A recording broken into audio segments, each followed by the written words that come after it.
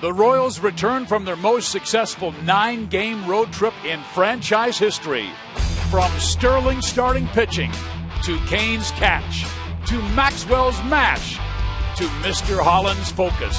KC struck down 8 foes in 9 games and now comes home to the K to energize fans and a growing confidence. It's the Royals and Twins next.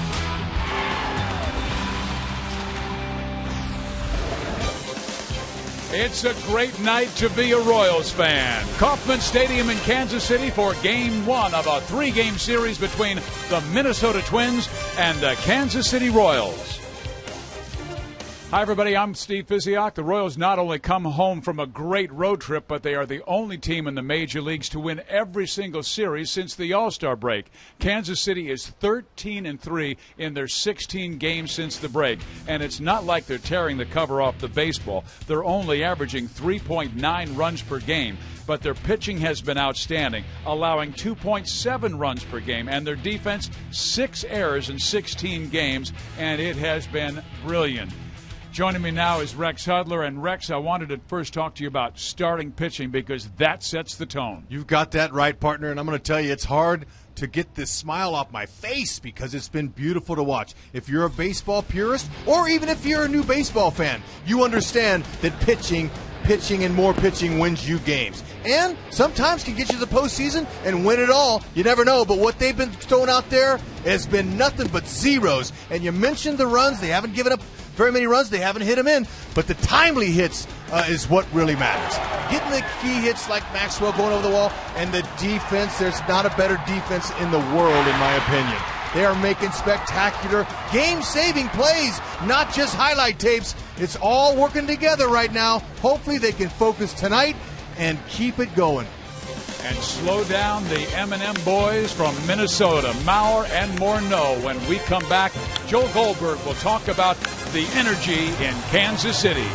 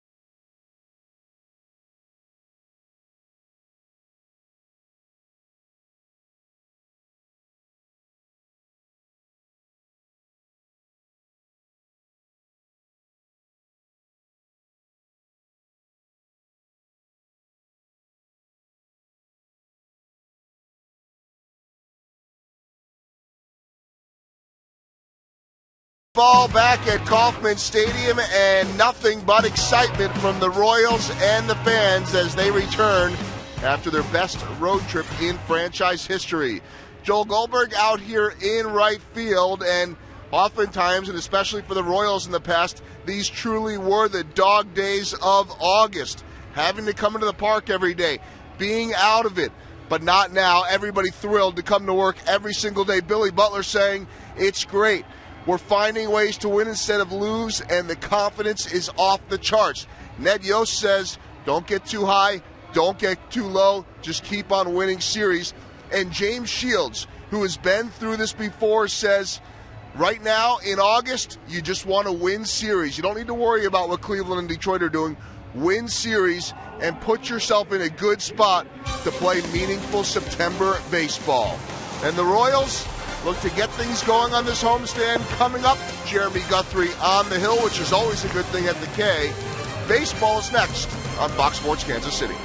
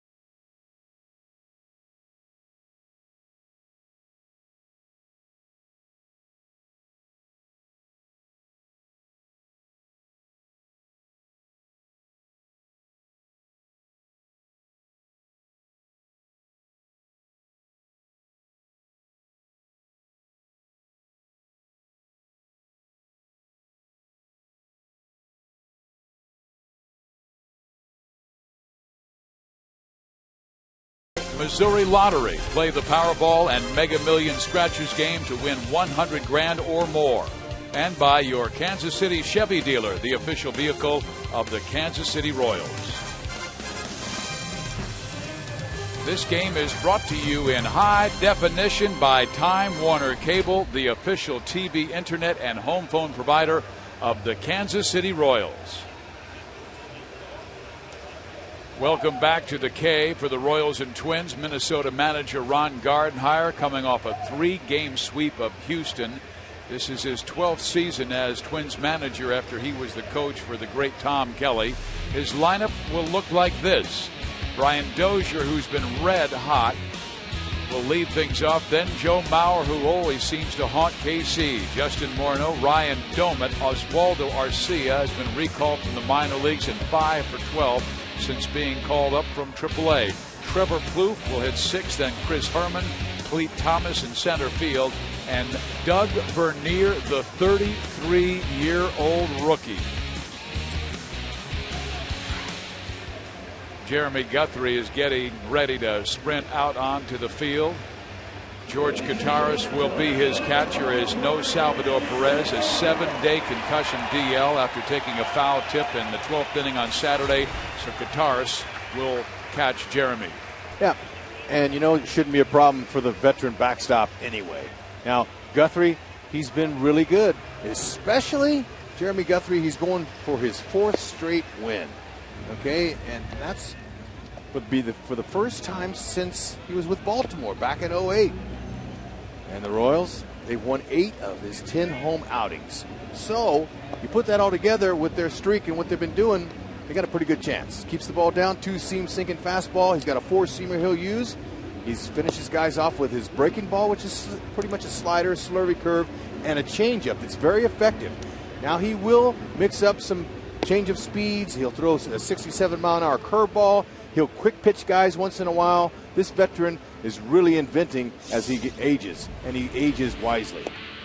He's getting smarter. And the defense, they're all great. Moustakas, he's been fantastic. It's nice to see Moose, his offense and his defense, picking up. But overall for the Royals, only 6 errors over the last 24 games. That's been airtight and one of the reasons they've been so good.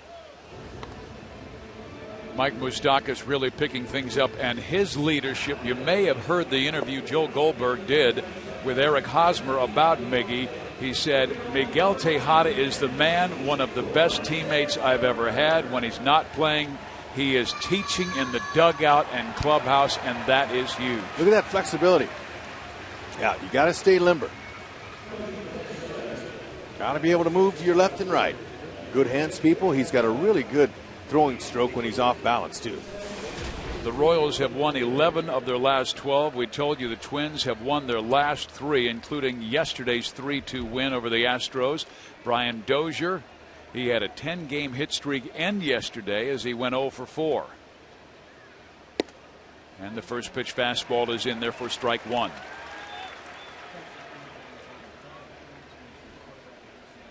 It is a beautiful evening for baseball in Kansas City. Game 1 of this 3-game series against the Twins. Then the Red Sox come to town, and then the National League Marlins.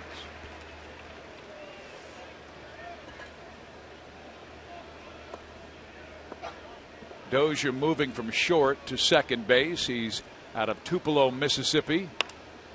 And he slaps it out of play. Played his college baseball at Southern Miss. And, you know, Pedro Florimon, he's been their shortstop all year. He's a young rookie, but he's having some problems with his wrist. So they're giving him a little bit of time to heal. But in the meantime, the young 33-year-old rookie, Doug Bernier, is playing short. Just barely off the plate. Guthrie trying to establish that fastball, and one of the keys to success lately, Rex, is keeping it down and letting his infield defense do their work, and it has been wonderful. Yep, that's what you want to do. Challenge the hitters, keep it down, and let the defense go to work. Now, Guthrie, as far as his strikeouts have gone, he went through a period just a little bit before the All-Star break where he wasn't striking anybody out. But lately, he's had starts in his last 3, 6, 5, and 5. So he's getting his punch-outs. He beat Correa, who will be the opposing pitcher tonight, last Wednesday, 4-3. And Dozier hits it down the line, but foul. It's quite a battle between Guthrie and Dozier early in this one, as the next pitch will be the 7th in this duel. Guthrie allowed 2 runs in 6 innings last Wednesday, left with a 2-2 tie, but KC scored a run in the 7th for the lead, and Jeremy got his 11th win. The number on the back of his shirt.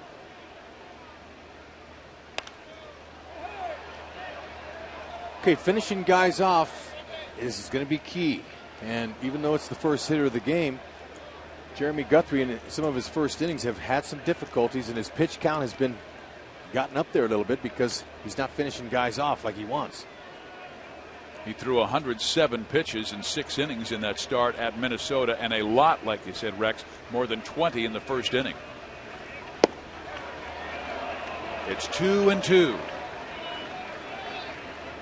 So Dozier will see at least 9 pitches. And those guys in the on-deck circle and in that Minnesota dugout seeing all that he has to offer. So it will be at least 10 now. This is about the time where you just give him a little 2-seam fastball out over the middle and let him hit it.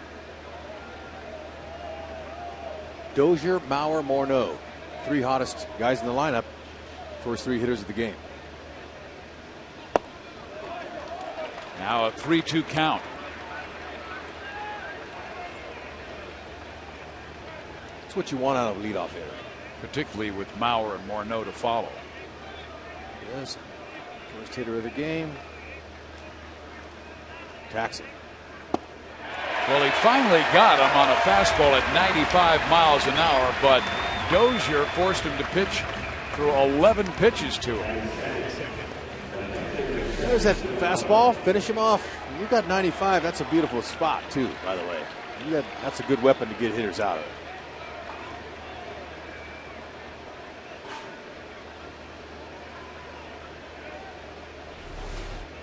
Now Joe Mauer.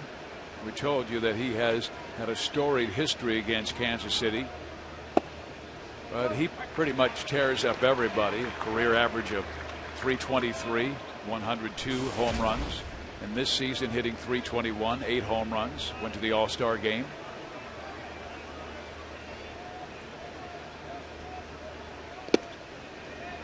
One ball, one strike.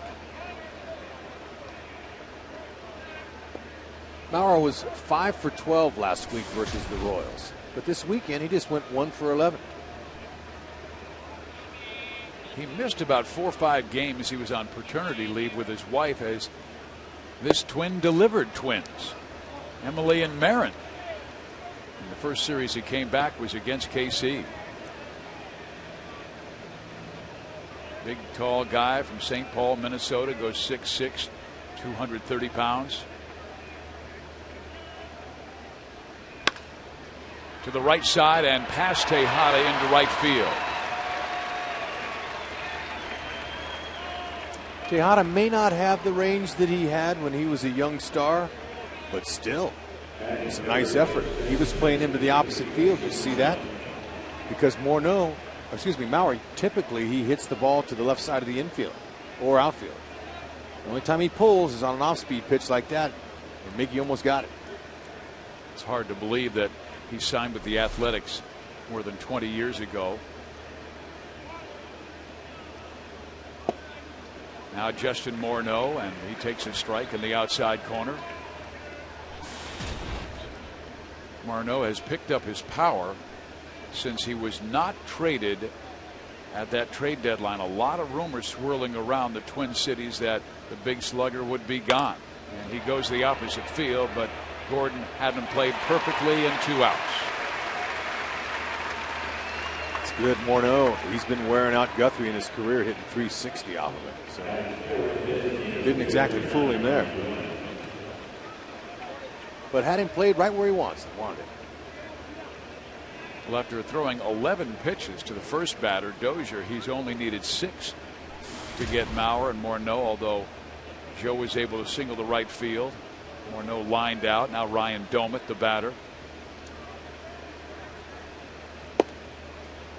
Domit had a very strong year last year, hitting .275 with 18 home runs.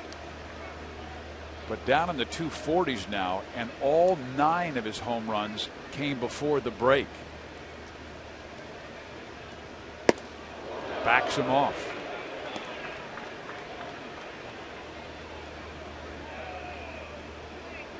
Nothing wrong with that. Setting up the next pitch. Got to be able to pitch inside. You can't let the hitter sit up there and be comfortable. You got to back him off.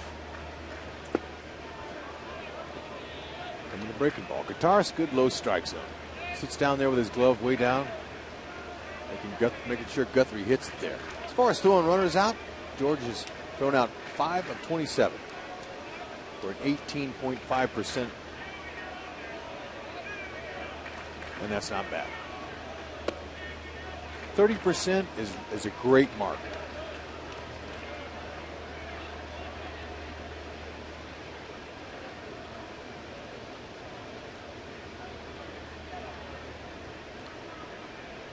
Mauer's not in a hurry to go anywhere.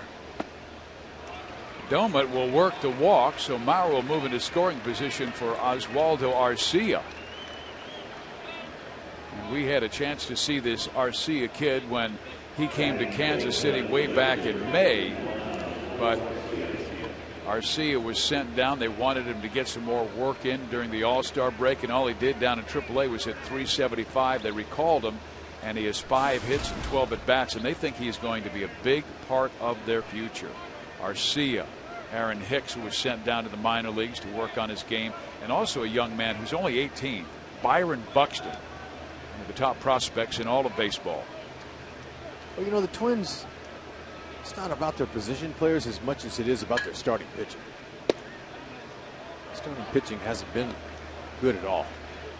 Taxing the bullpen, kind of like what we witnessed last year with the Royals starters taxing the bullpen out there last year. Not lately. Nope. Ground ball. Tejada has it. Gives it up to Escobar, and that's the force that Guthrie wanted. When we come back, Lorenzo Cain will lead things off for Kansas City.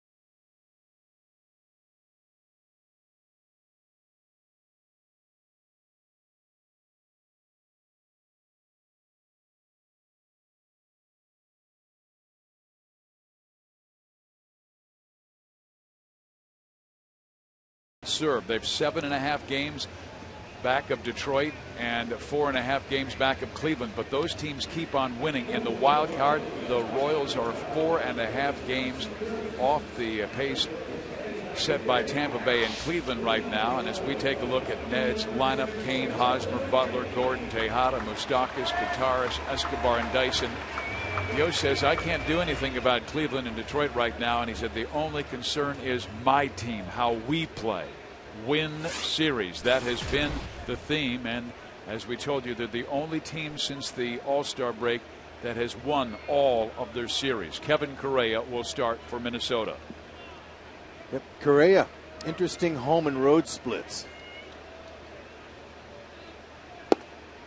At home, at Target Field, he's 5-1 with a 3.28. On the road, he's 2-6 with a 6.11 in 10 games. So he's had a little bit more difficulty on the road. What Royals are going to see from him is a fastball. He'll cut it, try to sink it. Cain lines one up the middle for a base hit. And a nice little changeup and curve. He'll mix them in, but he can give you pitches to hit, which is evident with his 3.02 average against.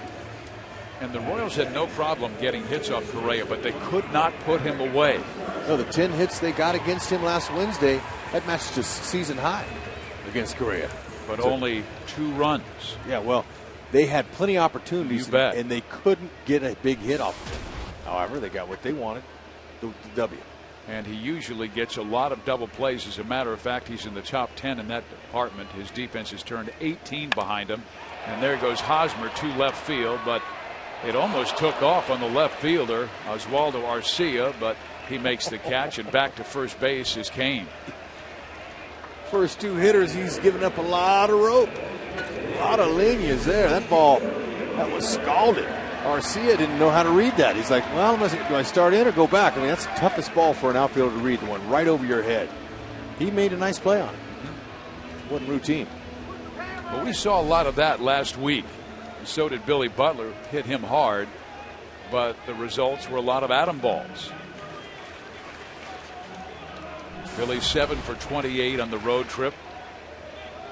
made one start in New York in the National League ballpark.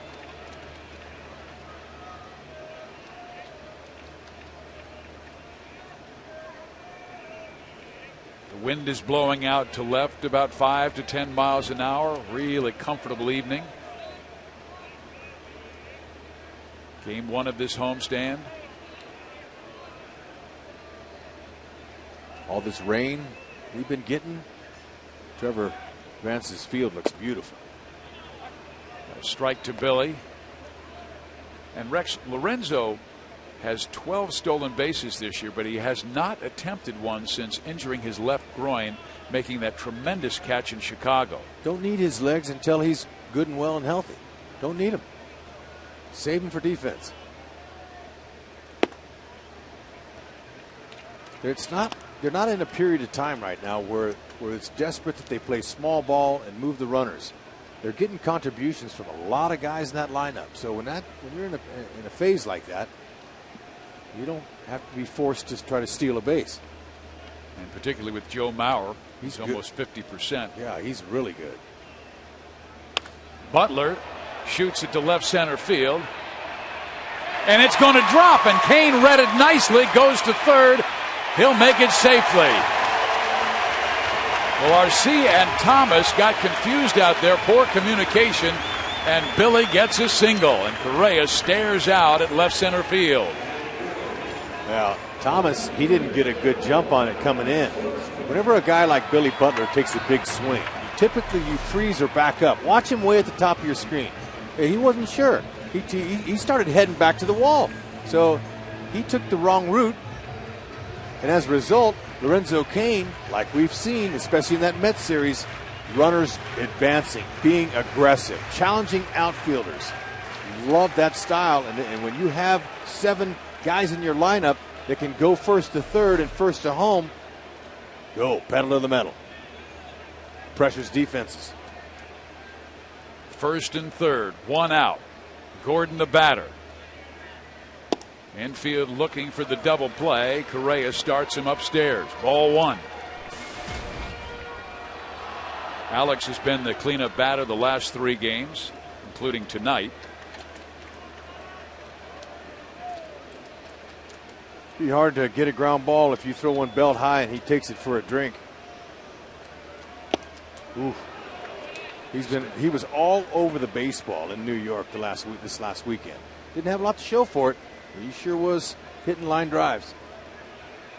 And he was hitting them to the deepest part of the ballpark in the air. And that's what he wants here. Get that run home. Had 9 hits on the 8-1 road trip, including 1 home run.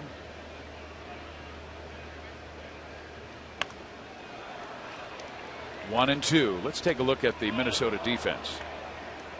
Well, they're good. You know, they make the plays. They're 3rd in the league as far as the percentage goes.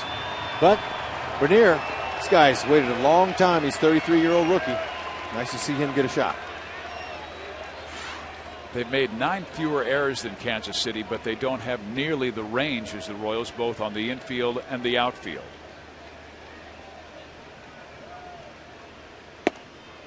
Two balls, 2 strikes. Correa looks like he's being a little careful with Gordon, keeping the ball away from him. That's wise. This had been Salvador Perez's spot, the cleanup spot, and Salvador had torn apart Minnesota in the past, hitting .373 this year with a home run and 5 RBIs. Just off the plate. Correa wanted that one.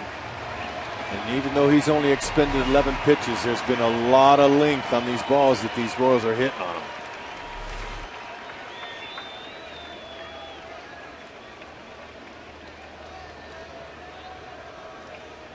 I don't see Billy going 3-2 with an out here. He does not. And Gordon swings and sends it out of play. They'll try it again at 3-2, but Correa now has thrown 12 pitches in this first inning, 8 strikes, 4 have missed, but the Royals have jumped on him on a line single by Kane, a line out by Hosmer, probably hit the ball the best, and Butler dropped a base hit into left center field. KC at 56 and 52. Twins at 48 and 60.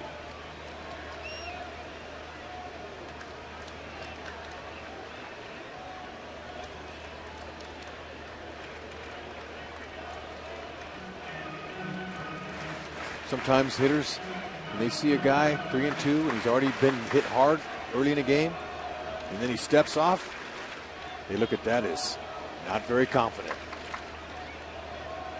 Get it.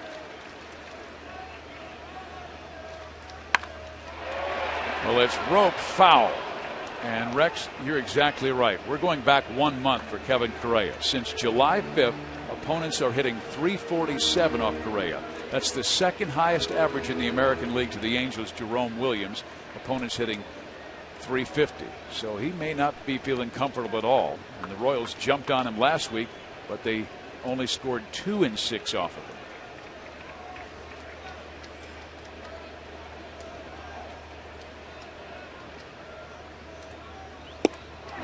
Struck him out.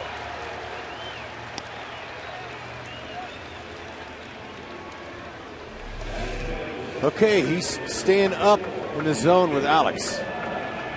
And that's how he was pitched in New York.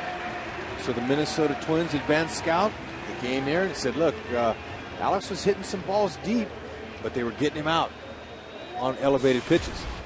Well, this guy has been the Royals' hottest hitter of late. Miguel Tejada with an 8-game streak, 12 hits and 28 bats to see that average jump to .304. He's got a nice little late-game hitting streak. Best time to keep it rolling, first at bat.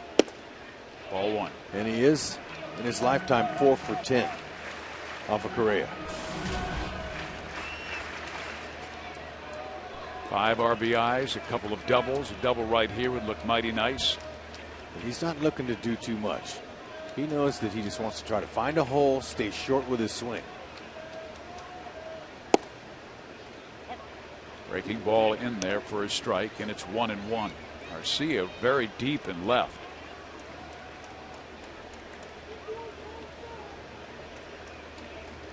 Tejada's base hits in yesterday's game to right field on the line. Shorten up. 2-1. Mike Moustakas waiting his turn on deck. Royals took 2 of 3 from the Mets. Tremendous starting pitching and timely hitting, mainly by this guy. You see his numbers with runners in scoring position this year. I asked Ned Yost before the ball game, how often would you use Miguel Tejada? And he said, I will ride him until he's tired. Ground ball second. This will not get it done. Dozier throws him out. Inning over. Royals threaten, do not score. To the second we go at the K.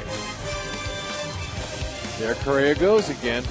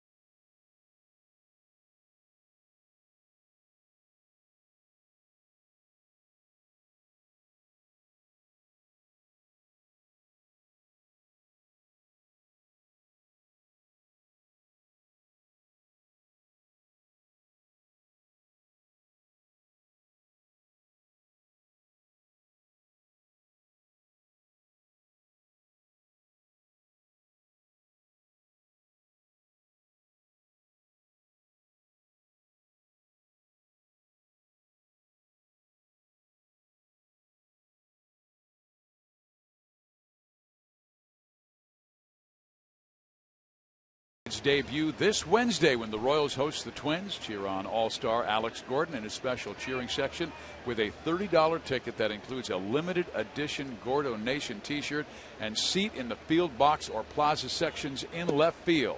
Stamp your passport to Gordo Nation today at Royals.com/Gordo Nation. We head to the second inning of play. Trevor Plouffe is the batter. And Plouffe takes a strike. Plouffe 2.5 years older than his good friend Mike Moustakas at third base. They competed against each other in Southern California, but Moose took 2 base hits away from Plouffe in that series last week, and Trevor didn't want to talk to him around the batting cage. And he said, "You took 2 hits away from me in that bare hand throw, one of them." Well, when your buddy says that to you, usually tell him right back, "Oh yeah? Then don't hit it near me tonight, because if you do, you'll be making a left turn going back to that dugout." That's what Moose said. The 1-2 pitch outside. Plouffe with 10 home runs this year. He hit 24 last season, 18 of them solo.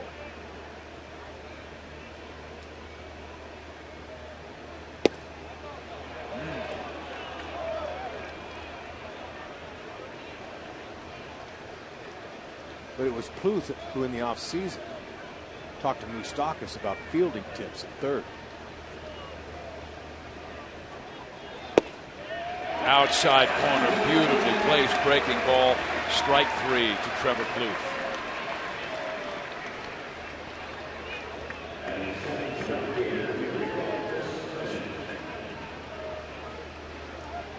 Well, we saw Chris Herman last week not only offensively but defensively wow some people with his arm in right field.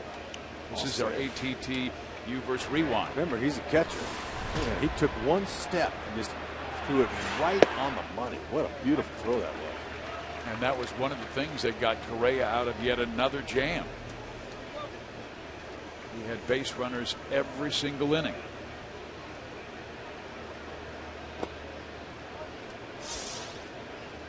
Okay, see the quick transfer from glove to hand? He didn't have to run and wind up. I mean, that was all arm. And that was a sacrifice fly and double play. Left field. Gordon makes the catch. Hey, Rex, on a play like that where Gordon had to almost go to his knees, is that the lights affecting him? Yes. You know what? You can tell. That's body language. You were able to read that. Yeah, sometimes, when the ball's hit at a certain height, depending on the outfield and the way the lights are arranged, that happens. Now, I never played outfield when I was here playing in Kansas City. I was mainly playing second base. But I can tell you, it's kind of scary. In other ballparks, when that happens, it's almost like losing it in the sun. Yeah, how about Citi Field yesterday? Well, there's Alex. There you hide behind the glove. It's going to stay right on it. That's some sink to it. Up the middle. Second hit of the game for Minnesota as Clete Thomas comes through. He's now reached base in 36 of his last 40 starts. And this is a guy who spent 8 years in the Detroit minor league system, getting a cup of coffee every once in a while for about a 2-week stretch with the Tigers. He's a nice ball player to play any outfield position for you. And here's your favorite, Doug Bernier, 33-year-old rookie. This will be the first chance I've had to see him play. But I watched him take infield practice when we were in Minnesota. I was impressed with his work ethic. He was out there working, and he had a real nice short arm stroke at short. Finally got the call up after hitting 295 at AAA. But his last sip in the big leagues was 2008 as a member of the Colorado Rockies. So then he has spent all that time down in the minor leagues again before finally getting the recall. It's painful, but what you'd never get back if you quit and went home. He stayed at it. And fans, Rex knows for sure, because he's one of those rare players in baseball, and I don't think we'll have any more of them. Rex had 10 years in the minors and 10 years in the majors. You know, but when you have nothing else but a high school diploma, you just tell yourself, I'm going to make it. I'm not going home. Credit this kid for working hard. Guthrie's with a finish-off pitch. His third punch-out so far early in this one. Fans, you're listening to Limited Skills Huddler. We'll be right back.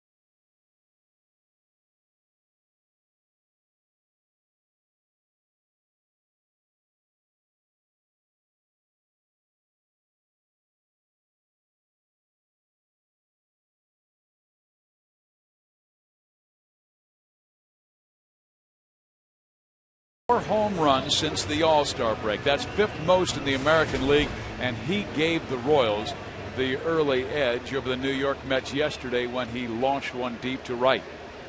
Average keeps climbing up there slowly but surely. Production numbers are coming. Finishing strong is the mark of every big league baseball player. That's what you want to finish strong. And he belts that one to right field. That will make it to the corner. Bruce will stop at second base and listen to the crowd.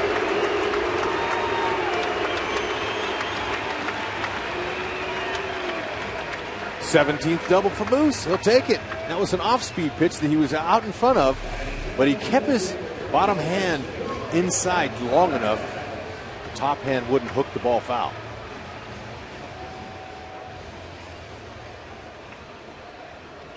That bottom hand's the key.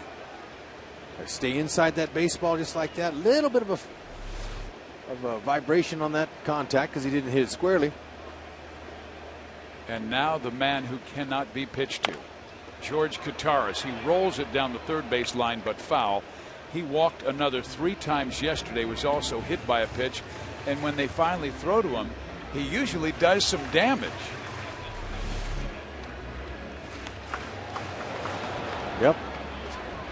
That was on Saturday. He's got some pop, but right here in this situation, with nobody out after the leadoff double, love for him to pull that ball on the right side on the ground. Get a hit, that's great, but move that runner to third, see if they can try it again to get that run home. Correa knows the situation, so they're going to try to work him away, make it out to the left side, which would not advance the runner. And George has to know he will be pitched away because Correa, knowing that George wants to pull that ball and at least get Moustakas over. He again tries to paint the outside 2-1. Kataris with the Royals' best eye. 20 walks in 87 plate appearances this year. You know, sometimes, Fizz, you can move up in the batter's box a little bit. You can move up, okay, inside there, and then you're looking to yank everything. 3-1. Denny Matthews has a great time. He'll start laughing and go, I cannot understand why a pitcher can't throw this guy a strike. And George, his retort is always, why should I hit the pitch that they want me to? I'm going to hit my pitch. Yep, that's the key. He walks again. And I'm looking down at Denny Matthews, who has a smile on his face again. Well, so then that brings up Escobar with a situation with nobody out and options to bunt. Okay, he can bunt to third base or first base. Just move both runners along. Particularly when you're going through a 4-for-40 slide like he went on that road trip. Right, but even recently, he hasn't been able to get a bunt down. And he's usually pretty good at that. He does have 7 sacrifices this year, but not one in a while. Corners in. Escobar does bunt, and it's a dandy. And they've got no chance to get him. Wow. Trevor Plouffe probably thought Correa was going to make that play. But typically a third baseman has got to get an out for his pitcher. He's got to come in and make that play for him. And Correa's shaking his head saying the same thing. I need a little help from my third baseman here. See, he wouldn't even go for it. He was thinking his third baseman was. But by the time he slid on one knee, he's a veteran pitcher. He knows I'm not going to try to throw from that position. So he put it in his pocket. Rex, earlier we talked about the fact that Minnesota has made 9 fewer errors than Kansas City, but they had a misplay in left center and now this play in the second inning. Dyson the batter. He takes high, ball 1. Well, that's 20 infield hits now for Escobar. Sometimes it's not the plays you make, but it's the plays you don't make that cost you.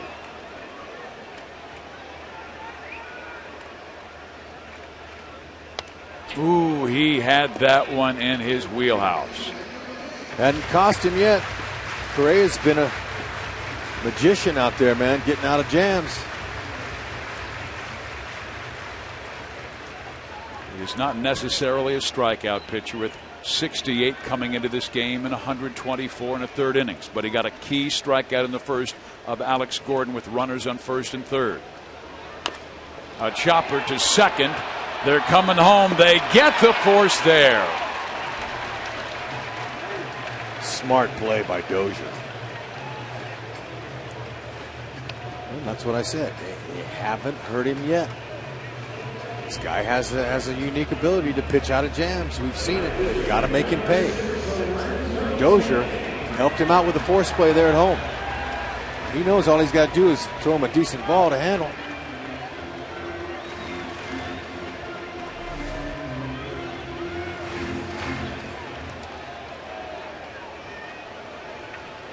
Now Lorenzo Cain, who hit a rocket in the first inning for a single. Gutierrez at third, Escobar second, Dyson at first. Ball 1. A lot of teams have been pitching him inside because when he gets his arms extended, he has some kind of power. That's a good pitch to hit, even though it wasn't a strike. Now Jerry Meals, he's not giving Correa any of the corners. That's trouble for Correa. He's got to come down that middle, and he's been getting hit hard. Nothing to show for it. Good discipline by Lorenzo for a hitter's count. And I can almost hear Pedro Grifol, the hitting coach, saying, "Your pitch, Lorenzo. The guy in the mound's in trouble." There is Pedro, who shared the role with George Brett.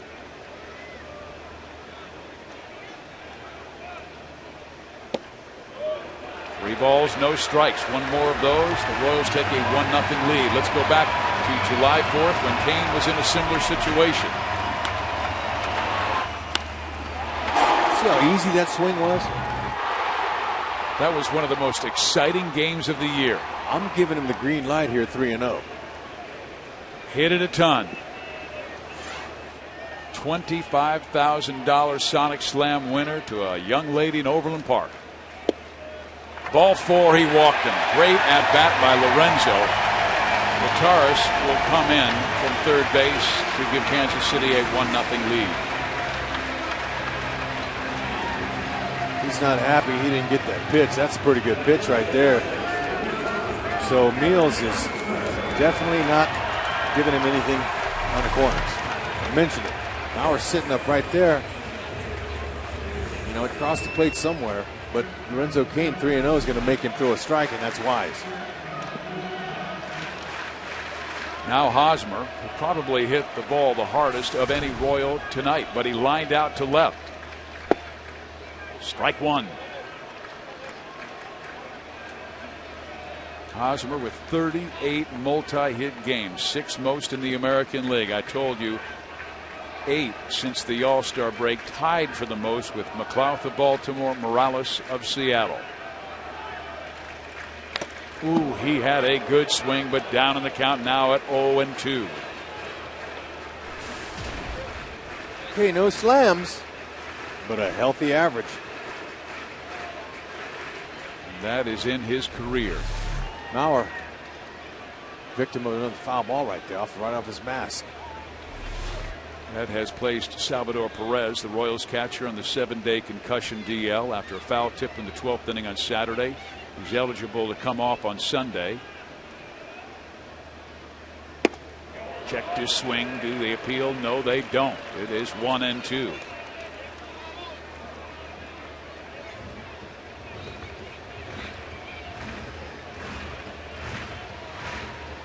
Correa is in hot water. The Royals cannot let him escape.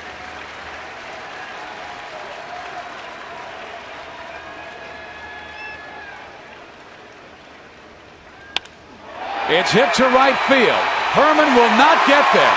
Escobar scores. Dyson will come home.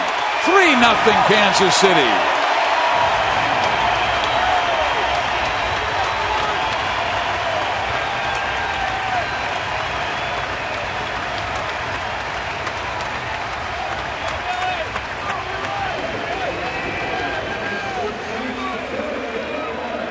Okay, Correa couldn't get out of that one. As that ball was elevated again, his ball is up, and whenever it's up, hitters' eyes light up. And you know, you don't have to hit it hard, just find a place for it, and that's what he did. But Hosmer always swings hard, and he'll pick up those ribbies. 49th and 50th RBIs. Go along with that nice, healthy 344 batting average with the bases loaded. That'll up it. Fizz, I read a quote from Correa recently. He said, I faced the Royals early in the year and I threw well against them. And it seems like every guy on that team has gotten better since then. Now, it's a very good offensive team. It's a bunch of young guys continuing to get better. They have a good approach in what they're doing. And Rex, I like the fact that they're all pulling for one another. They don't care who gets the hit. The other day, 1 through 9. All 9 in Ned Yost's lineup either had a run scored or an RBI. That is spreading the wealth. When you have opposing pitchers making statements like that about the Royals offense, that's a beautiful thing. Here is Billy Butler hitting over 420 against Minnesota this year. And he bushed one to left. Cain will come home. 4-0 Royals.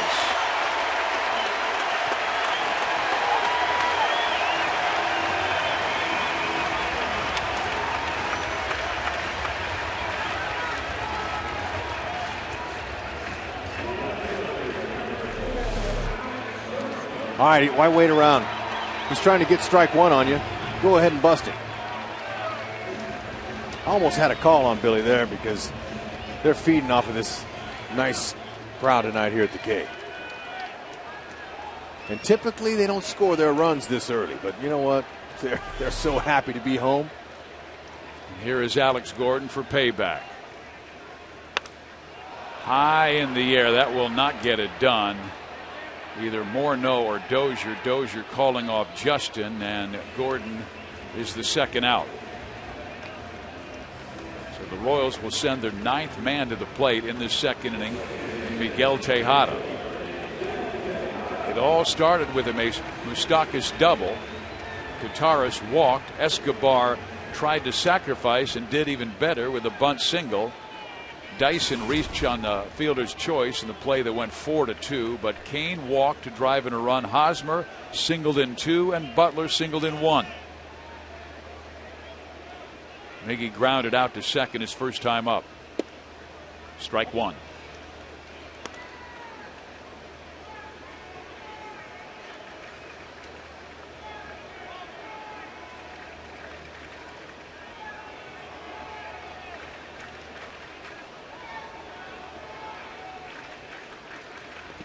In the dirt, blocked beautifully by Maurer. The Royals would have sent runners to second and third. Now Tejada was born in Bani in the Dominican Republic. Bani means obstacles of great danger. That's what Correa is in right now.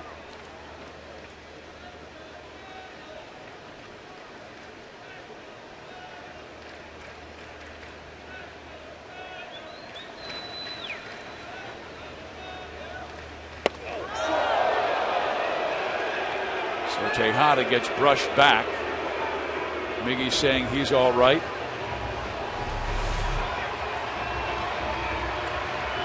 You know, whenever you get knocked down like that, you got to watch out for your knees. Sometimes you fall backwards awkwardly and you can hurt yourself. But fortunately, that's what he was saying to the dugout. I'm all right. That's perfectly okay. It's the first time he's ever been pitched in. Is that to set up the outside? Yeah, I mean, look, they're raking him. You're going to get, sometimes you get drilled. Well, it comes back up and in. He's got to do something. He's pitching for his life here. Yeah, he's like, everything's all right. No problem. But now watch this hack.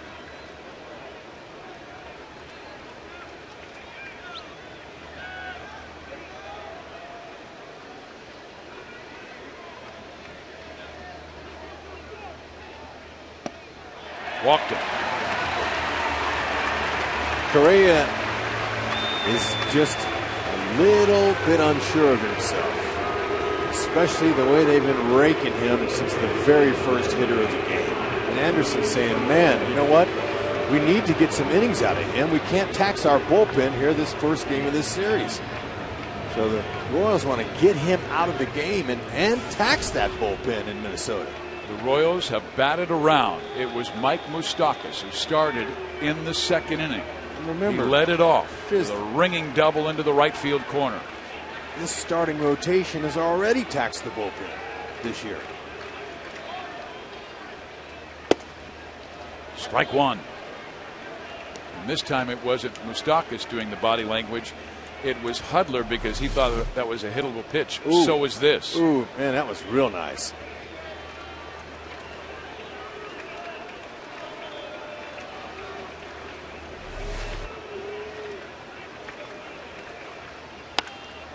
Base hit right field. Hosmer will score. Butler's coming home. Throw by Chris Harmon. Not in time.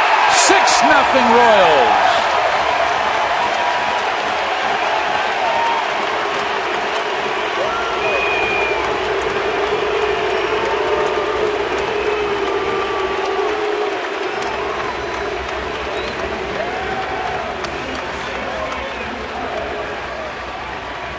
The Moose is loose here at the K, and a track meet has broken out. As they are just circling the bases, all without a home run. Moose just picks the hole out, though. But you know what? With Correa throwing big fastballs up there, you got to be swinging early in the count. That throw, if that was on the third base side of the plate, they would have had Billy. Well, this is like his start against Seattle a week and a half ago. He gave up 6 runs in an inning and 2/3, and he's thrown 27, now 28 pitches in this inning. And that it was a close play, but Billy got there. Brian Dunsing is up. Gutierrez walked his first time and takes a strike. It's a 1-1 count. Tejada third, Moustakas first. 6 runs in this second inning.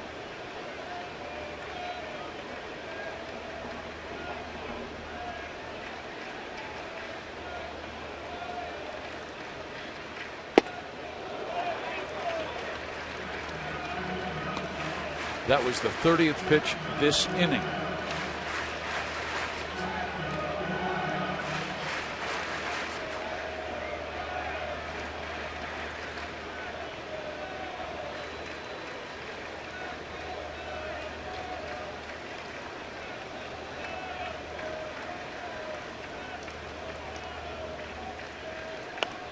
Oh, he had one in his wheelhouse but fouled it back. Gardenhire doesn't know how long he can wait. He does not want to use his bullpen up in game 1 of a 3-game series against an American League Central foe. Yep, managers usually pace later in the game when it gets on the line, but he's pacing early here in the second inning. Not a good sign.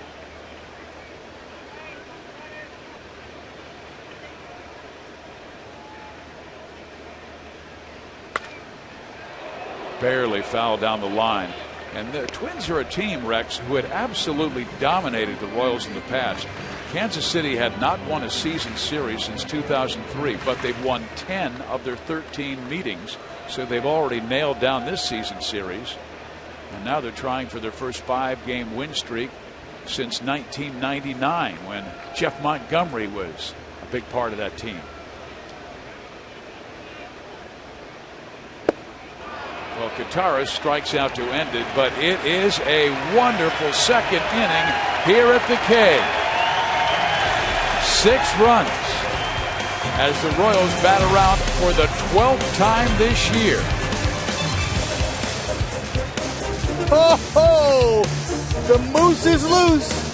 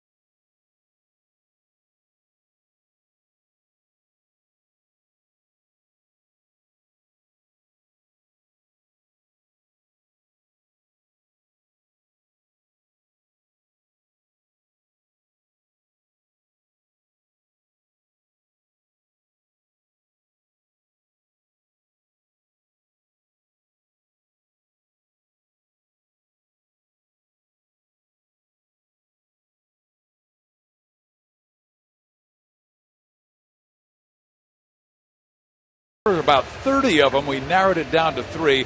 Lowe's diving catch that saved the game against the White Sox, or how about Dyson's throw that saved another victory against the White Sox, and Kane went over the wall to take a home run away from Trevor Plouffe. This one was the prettiest one, but I like this one the best because that was a game-saving catch. I loved But Dyson's throw also saved the game. I'm just giving you my selection. Don't jump on me like that. Okay, I'm sorry I blew up. All right, look at this now. This is option A. If he don't make that catch, the game's over, they lose. And if Dyson doesn't make his throw, the game is over, they lose. You have to wait till they show his play. Okay. Yeah, right here. Okay, this is option B, and it was beautiful. Take nothing away. That kept them from winning. That would have been the winning run. And Kane's was beautiful. But he just robbed a home. Right on cue, Lorenzo Kane with the catch. Let's show you what he did. Yeah, I mean, but he saved a lot of runs in a lot of games. This just happened to be a nice rob. Watch the bullpen's reaction. Love the bullpen. Watch the pin. Every guy came off of his seat.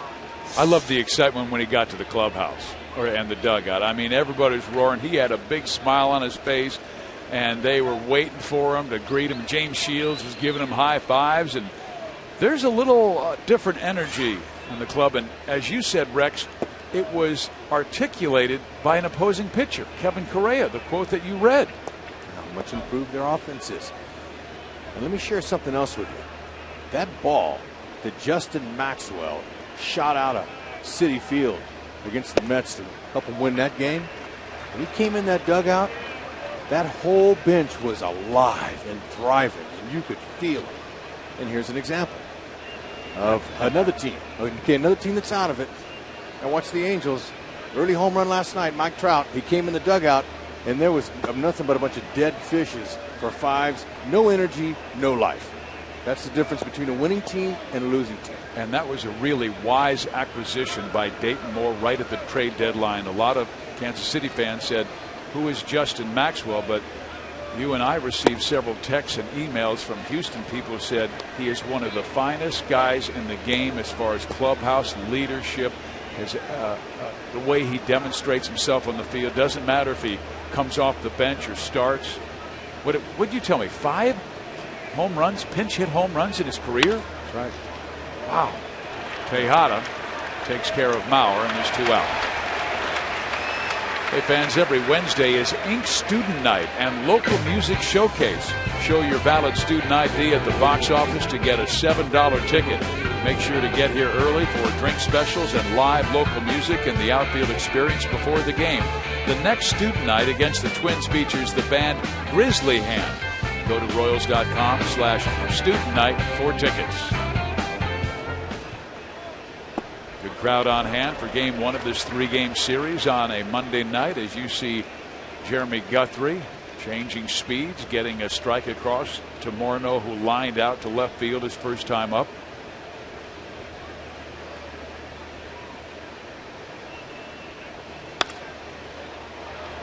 Gordon backing up, but he'll make the play, and it's a 1-2-3 third, and Guthrie continues to clean up the Twins here at the return to the cave.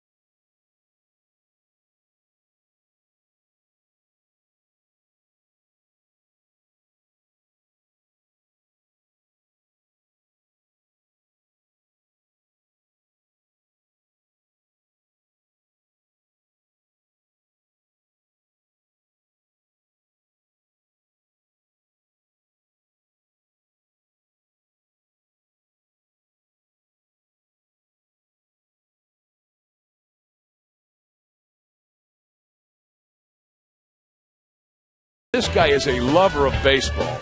Don played for the Navy, Rex, during World War II and managed the baseball team at his alma mater, Graceland University. As the Director of Development and Public Relations at Graceland, he was responsible for raising funds for campus-wide projects and improvements. An ordained minister, Don was part of a team that raised funds to build the Community of Christ Temple and the Restoration Trails Foundation in Independence, Missouri. All right, Don. About that, managing a baseball team in the Navy. Man, when you hit it off an aircraft carrier, nobody makes any diving catches. No. This is our Chevy call to the bullpen as Kevin Correa only goes 2 innings. Gives way to Brian Dunsing, who was Alex Gordon's roommate at Nebraska.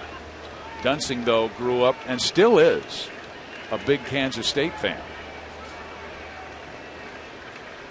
He will face Alcides Escobar. I'm going to see a 4-2 seam fastball. He might get it. Throw it as hard as 94. He's got a slider. Pretty good changeup. Slow curve. There's that changeup.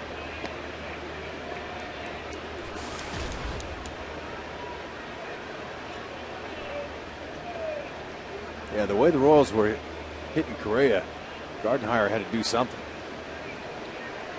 That means he has to tax his bullpen.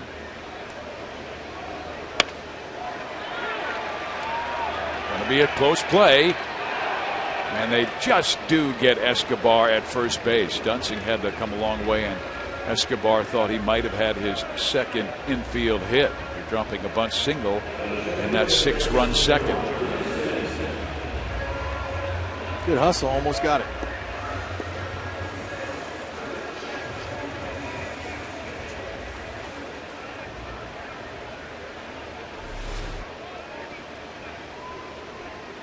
So Morneau comes over from first base to talk with Brian, but probably more to give him a chance to catch his breath after that sprint from the mound to first. It's all about the bunt that Dyson's going to drop down. I like that choice. He's talking to him about that. He's saying, all right, watch out, this guy. Even though they're up 6 runs, it's just the 3rd inning in an American League game. Keep the pressure on. That's right.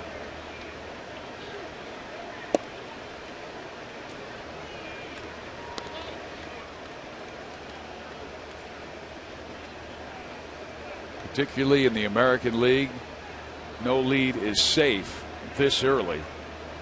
And there is a breaking ball that catches the inside corner to Dyson, 1-2. Dyson reached on a fielder's choice, came around to score. And he's always done a great job at the K. 347 at home this year. And both of his home runs have come at Kauffman Stadium. Shots down that right field line.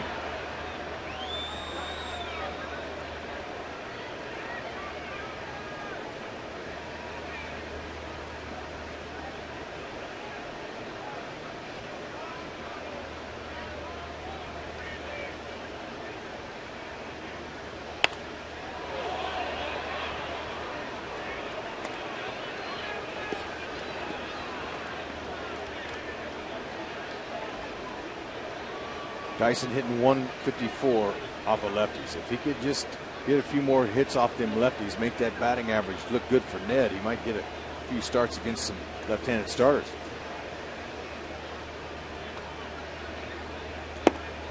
Tried to check his swing, but he went around and strikes out. I will say this, though, the Royals now have more options since they acquired Justin Maxwell. Now Ned Yost has another right-handed hitting outfielder where he doesn't have to go. I mean, there were times where he was going with 2 left-handed hitting outfielders against southpaw starters. There's a need for the team. David Lowe not available because of his right quad injury, and Ned wanted to give him a couple of days off. David has had excellent success against Minnesota, hitting .345 against this ball club with 6 RBIs this year, including a 4-for-4 game in Minnesota a month ago. Out of play. Kane has been on twice with a single and a walk. His walk was with the bases loaded. That drove in the first run of the game, and then he would come around to score later.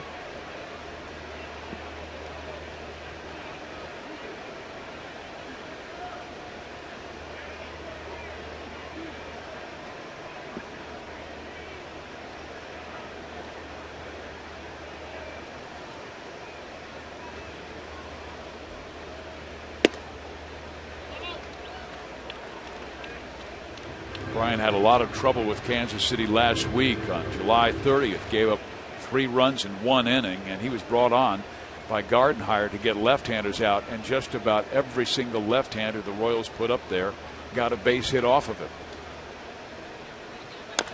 Kane chops it third. Plouffe has it. Oh. Got him, and Kane thought he was safe. Ooh, man, it looked like to me he was safe too.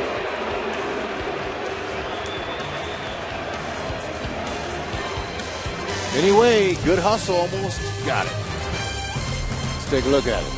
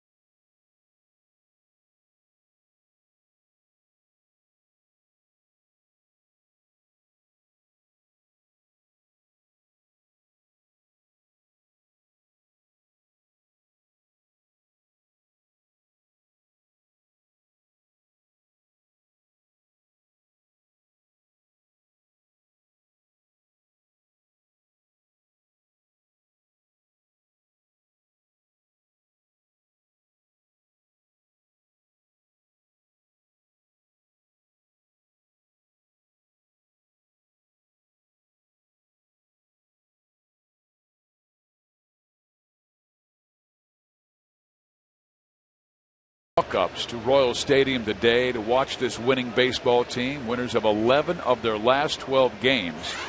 And a good crowd on hand for game one of this 3-game series, and the Royals sent 11 men to the plate in a 6-run second inning. They have the lead, and now Guthrie will face Ryan Domit.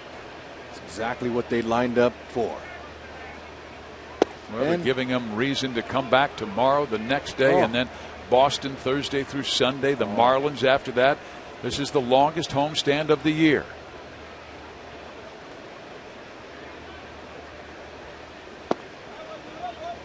Well, it's the type of baseball they're playing. They have young energy and they have young talent. And when you have speed, talent, and energy, it's combustible. That is hit sharply, fair. Domit on for the second time. Kane makes the throw, but Ryan has himself a leadoff double in this 4th inning. Rex, let me add one more to the mix. For the first time in a long time, as we take a look at this double by Ryan Domit, the Royals have veteran starting pitchers. I mean, James Shields, Jeremy Guthrie, Irvin Santana, Wade Davis, Bruce Chen. These are guys who know how to get it done. And that's why you come into almost every single series with confidence, knowing that guy's going to lay the foundation for success. Guthrie's been there before. I mean, he had a great last 2 months last year. You might remember August and September last season. Jeremy was 5-1 with a 2.4 ERA and just loved his time in KC. And that allowed Dayton Moore to re-sign him to a 2+1 deal. He allowed 24 home runs his first 4 months, only 6 his last 2.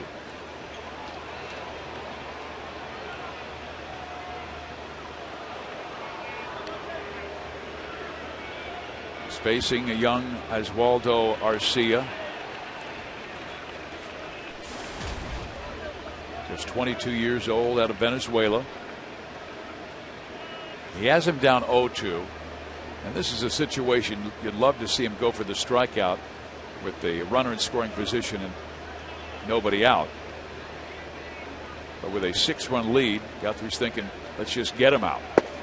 And he does.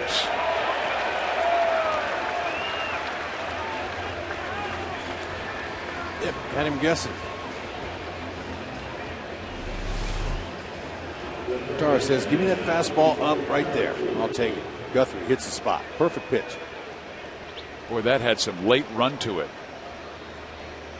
And you and I have talked to some pitchers who throw that two-seam fastball, and they said, when you throw it inside, if you're a right-handed pitcher, to a left-handed batter, I throw it at his hip and just trust that it will catch the inside corner of the plate. And now they get Minnesota on a base-running error. Fine decision by Escobar. Yeah, and he saw it. Everything was coming in, the ball, the runner. Escobar said, look, this is a much easier out than even throwing across the diamond. I'll just take that one. Maybe 6 runs down, you don't want to make that mistake. Well, I don't think Ron Gardenhire likes the thing that's going on tonight. I mean,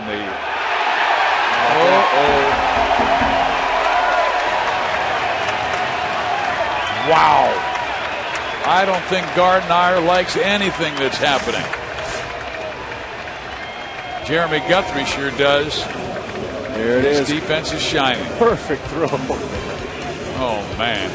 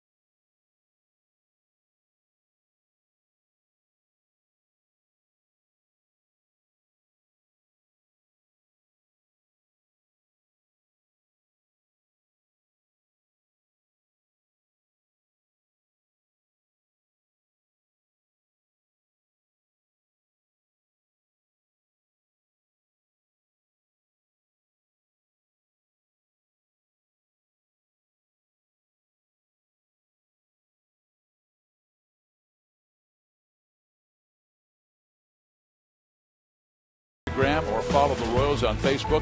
Then join us for social media night this Thursday when the Royals host the Red Sox. The ticket package includes a free at Royals t-shirt, access to a social hour at Rival Sports Bar where there will be a pregame Q&A with pitcher Jeremy Guthrie and Fox Sports Kansas City host Joel Goldberg. And a chance to win prizes. For tickets, go to Royals.com/RoyalsSoCal.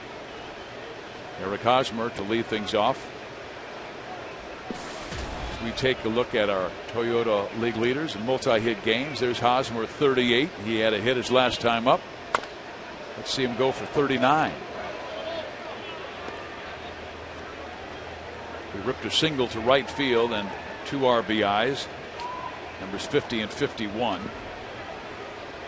And look at the company he's keeping. Trout, Beltre, Hunter, Machado, Pedroia. And there is the Royals' 23-year-old slugger. And he sends one high and deep to left. Into the corner it goes. It is a foul ball. And on contact, he thought he had the distance. But it just sliced foul. Rex, that tells you the power potential he has when he hits it that far the opposite field.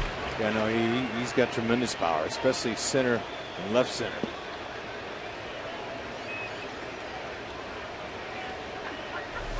Yeah.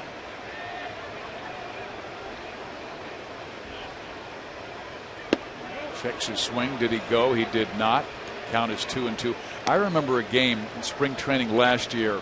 Eric took an outside fastball and hit it 400 feet on the line over the left center field wall. And a scout turned to me and went, "Oh my gosh, how old is this guy?" And he was 21 at the time. He pops this one up. So Dunsing got him off balance. And it's Bernier to make the catch for out number 1. You know, Hosmer, he's really improved his game against left-handed pitchers. 318, 3 homers. Keeping that front side in. He just popped it up, just missed that. So now Billy Butler, who is 2 for 2 today, a pair of singles to left field. Drove in his 56th run. That leads the club.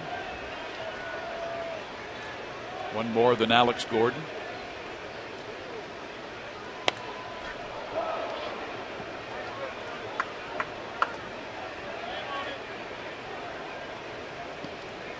He did not homer on that road trip. Really had a stiff neck, and he's still suffering from it.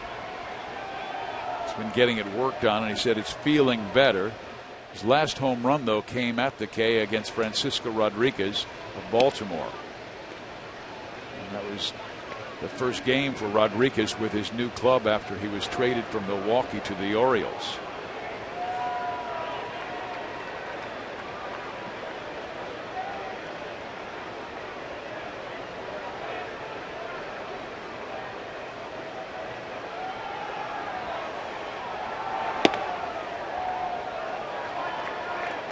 If the Royals win this game, they will gain ground on someone in front of them.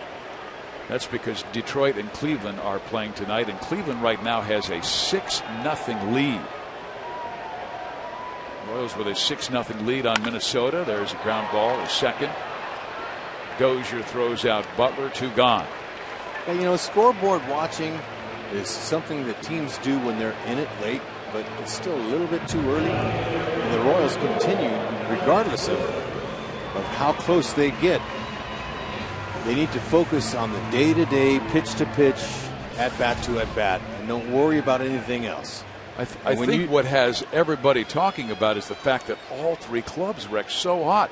Detroit's won 9 of their last 10. Cleveland's won 9 of their last 10. And oh yeah, Kansas City's won 9 of their last 10. You know, that's the hottest division in baseball for sure.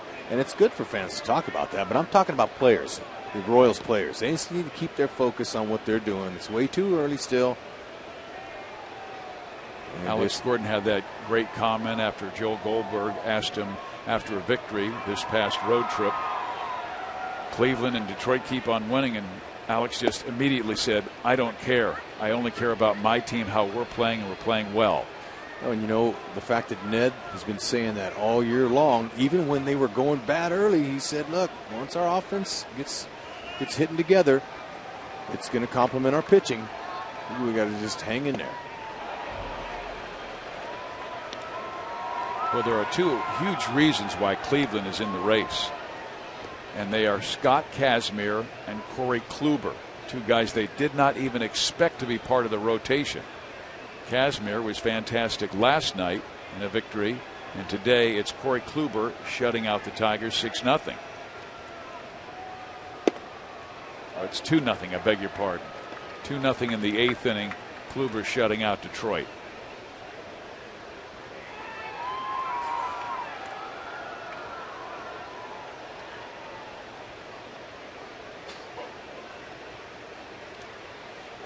Alex against his old friend Brian Dunsing, roommates at Nebraska. And this is what we're talking about since the All-Star break. The Royals at 13-3, and they have gained a half game on Detroit. Only the White Sox are the team that's suffering since the break in the Central. Everybody else has a winning record. Out of play. As a matter of fact, we were talking with some members of the Twins, and they said, you know, we were playing really well before the Royals, and then they knocked us around, and then when we sweep the Astros. But so far in this first game, Minnesota doesn't look very good.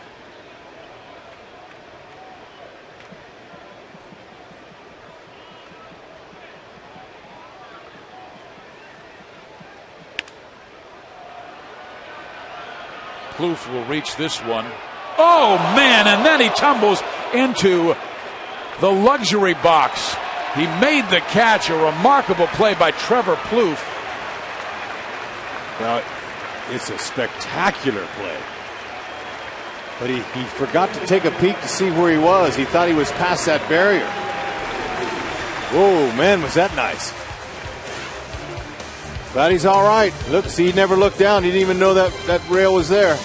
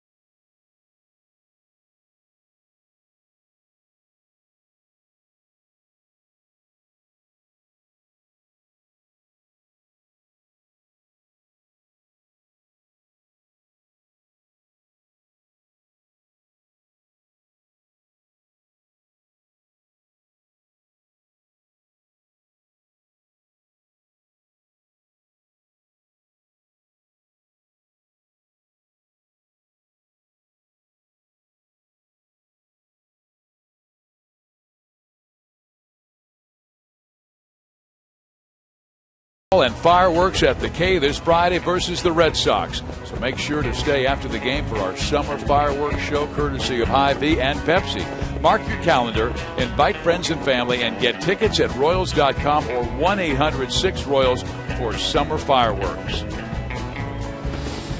The Royals with some fireworks in the second inning as they sent 11 men to the plate, scored 6 times, knocked Correa out of the game, and there's Trevor Plouffe, who just made a terrific catch and then fell into the luxury box down the left field line.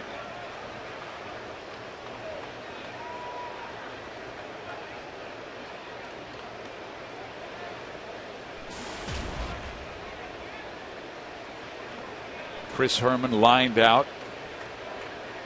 To left field, Alex Gordon, his first time up, sends this one sharply to Tejada. Miggy, what they do is they just win with Tejada. The Royals are 12-5 in games started by Miguel since July 1st. And that's another reason why Ned Yo says, I'll ride him until he looks tired. Well, early, in Joe Goldberg and Jeff Montgomery's pregame show, they had Nate Bukaty out in the parking lot talking to fans about why they're here. I heard more than one of them say, I like the energy. Yeah. I like the hustle. Yeah, I like the way they hustle. And, it's an attitude. Miguel Tejada loves it here. As a matter of fact, I asked him, I said, at the age of 39, you're limited in the number of years you'll be able to play. Would you consider coaching? And he immediately said, yes. And I want to coach for Kansas City. Wow. I love what's happening here. Yeah, well, they gave him a shot, too, to play.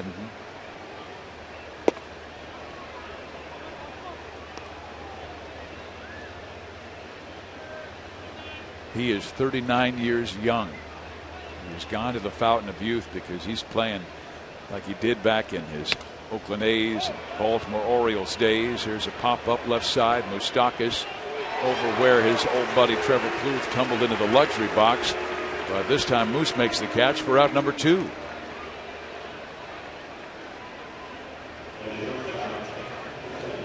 Hey fans, get downloads up to 50 megabits per second with Time Warner Cable Ultimate Internet. You see with the top speed tonight for Jeremy's been 96. Look at that, HUD. 9 pitches, 95 miles an hour or over tonight. And we're talking about getting into the dog days of August.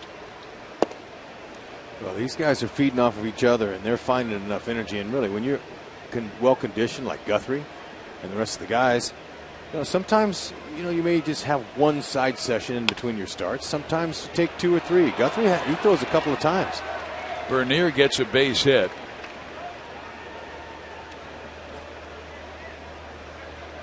It all depends this time of year if the pitchers want to throw on the side or not. Sometimes they throw off flat ground, and sometimes they throw off the mound. However, Dave Island, he likes him to throw off the mound, and it's not 100% when they throw on the second day after they pitch, or it's the third day.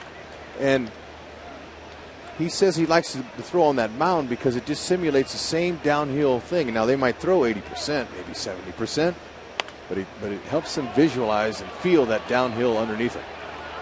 Well, Guthrie's certainly one of the great workers on the team, and he is getting it done. Well over 140 innings this year and hitting 95 and getting guys out.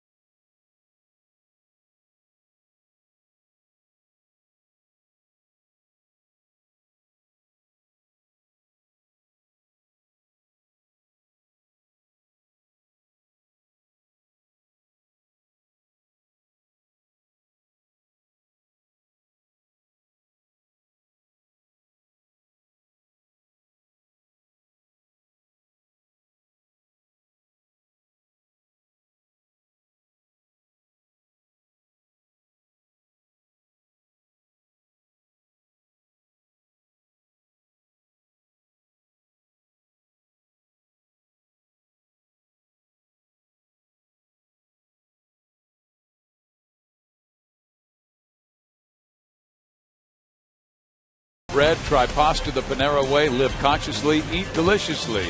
And by Ford, see the new F-150 at your Midwest Ford dealer today. And by ATT Uverse TV, check availability at 1-800-PICK-ATT. Rethink possible. Here at the K, it's time to check in with Joel Goldberg.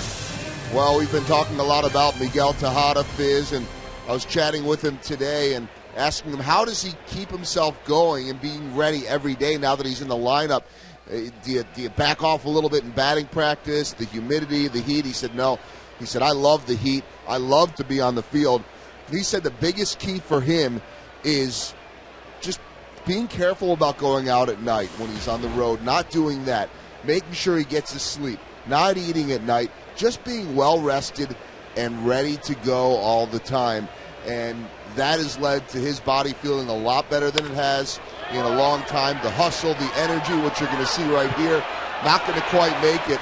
We see the energy all the time. And then, he's really the guy that started the Royals doing all the different gestures they do. And so I said, well, Miggy, what's that thing that we always see from you when you get the hit? And he said that the first little gesture there is something that he and his Dominican teammates did in the World Baseball Classic. That thing, the second thing. But then the what looks like the honking the truck driver horn, 1 for a single, 2 for a double, 3 for a triple. He said, we've seen a lot of the 1 pulls lately, lots of singles. Love to have some of the 2s as we're going to see the hit again for Moose. He said you're not going to see very many 3s unless somebody misplays the ball. Well, Moose has a 3-hit game, a double and a pair of single. And he salutes his teammates in that dugout.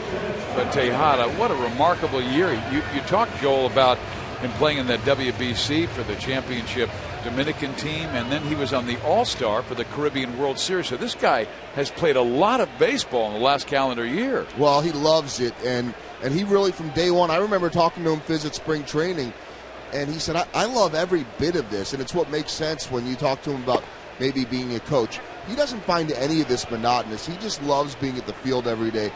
And I love, we've been seeing at times on the road, his son Miguel Jr., who's 11, on the road with him. And Miguel Jr. backed up basically what his dad said about, well, yeah, he's 39, but he believes when he's on the field that he's a 20-year-old. He absolutely respects the game. I remember him telling the story when he was with the Oakland Athletics that he signed with the A's in 1993 for $2,000, and his family had absolutely no money. And he said he cried holding that money in his hands, that he finally could help out his family. I mean, he shined shoes in Bonnie at the age of 5 and 6 after Hurricane David ripped through their town. And he had to leave school for a while and just work for the family. Ned Yost loves having him in that clubhouse. Rex, you know all about that. Terry Francona hired you to help police his clubhouse with the Phils about 40 years ago. Yep. But you know what? That's just another player that Dayton Moore picked up. Another piece that helped Ned. The offseason, they needed veterans. And they knew it. But they already had a core of young players out there on the field. So they knew that if they were going to do that, they had to make those moves with the bench. And that's exactly what he did. Kataris has been a big part of that. And he does take strike 3 here. But the numbers we talk about with George Kataris is the fact that he played for the American League West champion Oakland A's last year. And Kataris, his team went 17-8 in the last 25 starts that he caught.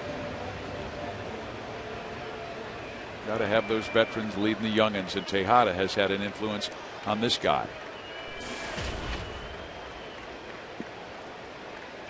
Escobar with a bunt single and that 6-run second. Watched his batting practice today, and he was hitting a lot of balls on the ground. Little line drives. I didn't see him loop too many swings and hit him in the air. That's one of the things that Grafal is working with him on, and trying to stay on top of the baseball.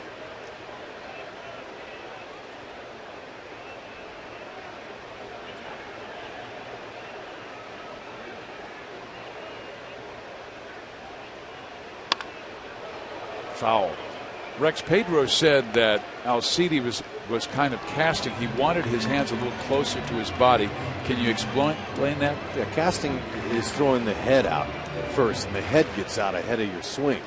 And it's like a top-heavy swing. But when you keep your hands inside, especially when you start like that, it's going to take it a nice, smoother path through the strike zone with your hands staying in the ball, inside of it.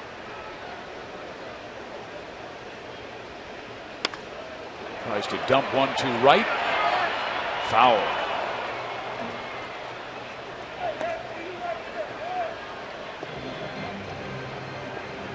Everything is muscle memory in baseball. It's played every day, kind of like golf. That's why those golfers, they hit every day, hit. It's muscle memory. However, there are adjustments that you make at bat to at bat, and sometimes pitch to pitch. And all it is usually is a small minor adjustment. The fact that he's keeping his hands inside, closer to his body, that might work. So you try something until it starts clicking, and then if it doesn't, then you may try something else. But you don't want to try anything too drastic. Dunsing, really quality baseball since he's been out there. With 3 shutout innings, only 1 hit allowed. Still at 6-0 Kansas City.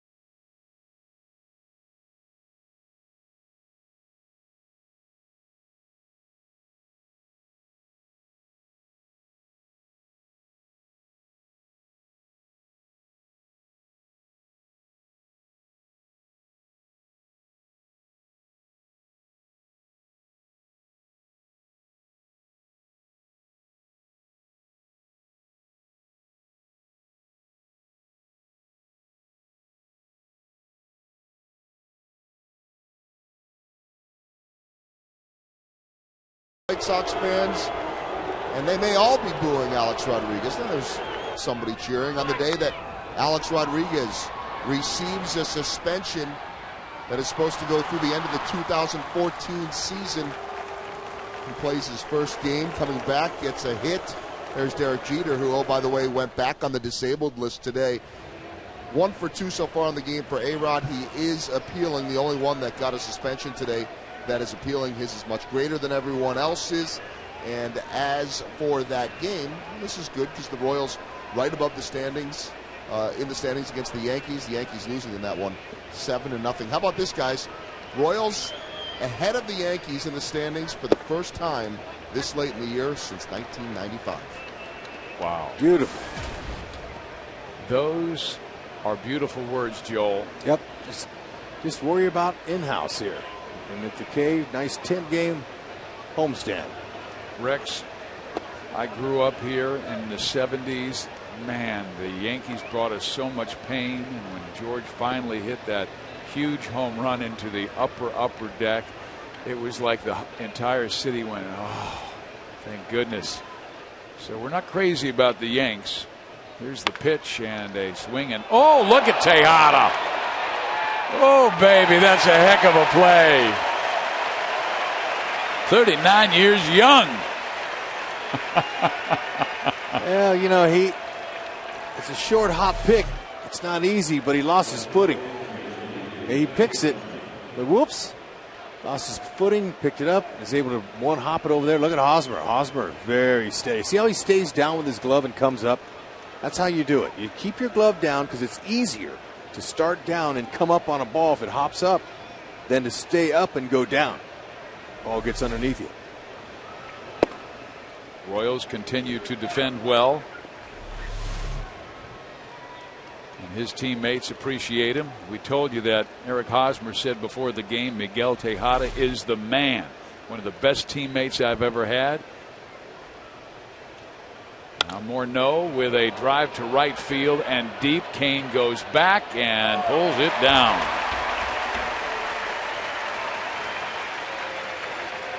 If he hadn't got any topspin on that ball and he hits underneath that, that's out of here because that was well struck. Out in the inner half, he had time as his little slider. So he had time to get the bat head out, pull it right to Kane's glove.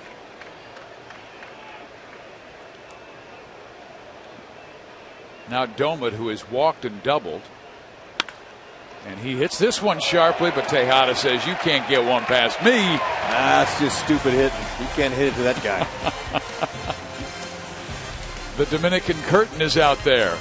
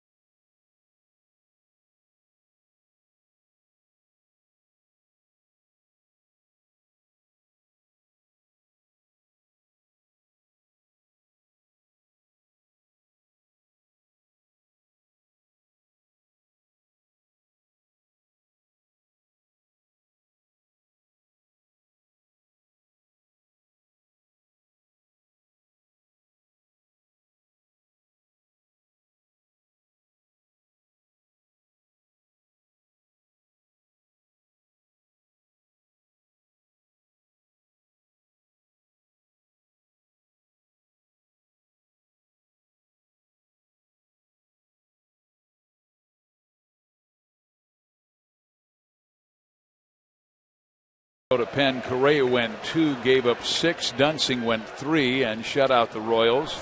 And now it is Ryan Presley. 308 earned run average. And of course, the 6th inning is our Sonic Slam inning.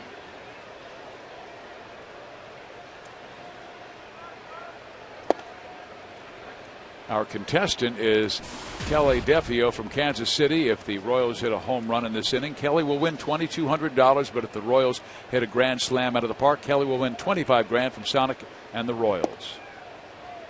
Presley's going to go 90 to 95 with his fastball. He's got a power curve.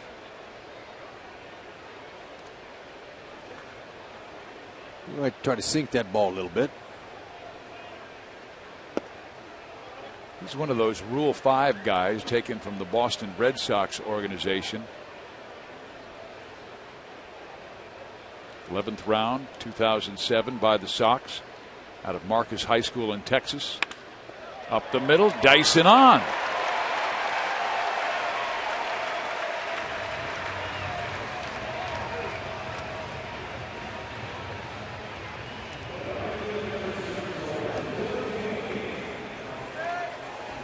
Well, let's talk about our sprint question. It was about the defense on the road. Which play did our fans think was the best? And they thought Kane's great catch that robbed Plouffe of the home run versus Minnesota was the best. I can agree with them. They were all fantastic. So you are correct. Love the bullpen's reaction. It's a little bit of everybody right now, and the same thing is true in this game. Yeah, I mean, that's what I like to say. I mean, who's going to flash the leather tonight? 7 of the 9 have scored or driven in runs.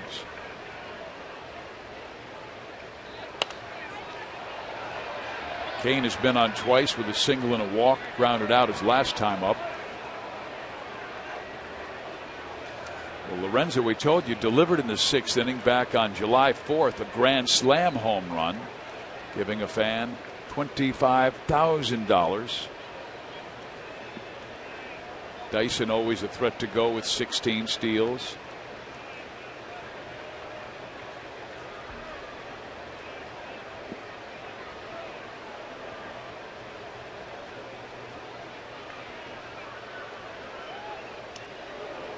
Good move by Presley. Quick feet. He's thinking about getting a good jump out there. He wants to steal.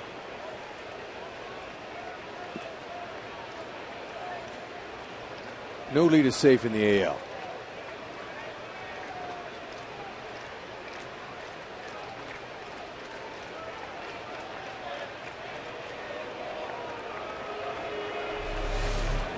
Hey, watch Dyson's footwork. 2 steps and a dive. He gets such a big lead, it's 2 steps and a dive for him. Most guys, it's 1 step and a dive back. Who had the biggest lead you've seen? Willie McGee and Vince Coleman were just unstoppable. Couldn't stop them. They have both feet on that carpet. Oh, they were. Yeah, they weren't in the cut out of the dirt. They were exceptional base stealers. You know, you don't see guys like that anymore that steal 80, 90 bags a year.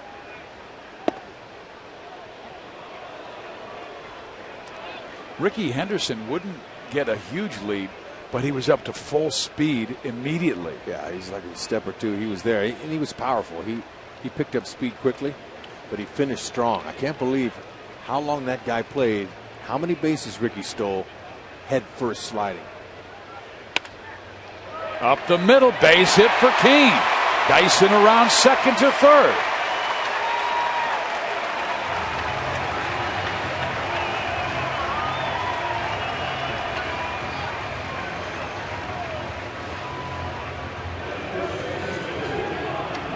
All right, second hit right back up the middle for Kane. That tells me he's on the ball. He's staying right on it. Get hits up the middle like this. And that top spin helps.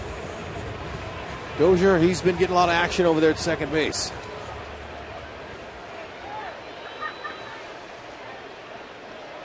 So the right-hander Presley will face the lefty Eric Hosmer, who was lined out, singled in 2, scored a run, and popped up.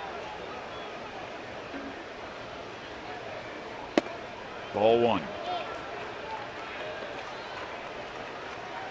Hosmer was telling me the other day about the influence of his older brother Mikey, 5 years his senior, but he said what a great brother, always was there for him and still works with him in the offseason on his hitting.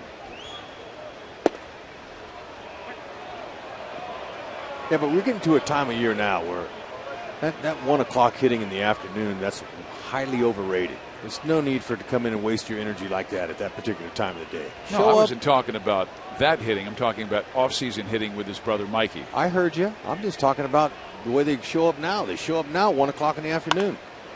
A lot of them. It's just, sometimes a little too much, especially in the dog days here. 44 games in 44 days. That'll catch you. You got to make sure that you watch, your output of energy. Now that ball just barely missed. But as they get a little older and more mature, they'll understand that they can take a few swings, and especially when you're going good. You're going good, you don't need a lot of maintenance work. I think a lot of it has to do with being young. Got that right. Fouled out of play. As a matter of fact, I was visiting with Jeff Montgomery about his running routine. And he said, I was back in my 20s and I'd go out in 105-degree temperatures and people would say, what's that guy, nuts? And he goes, I felt great, but I was 25. That's right. There's a lot of truth to that. And that's why, this sport and the other sports are a young men's game. 2 balls, 2 strikes to Eric Hosmer. Looking for his 39th multi-hit game.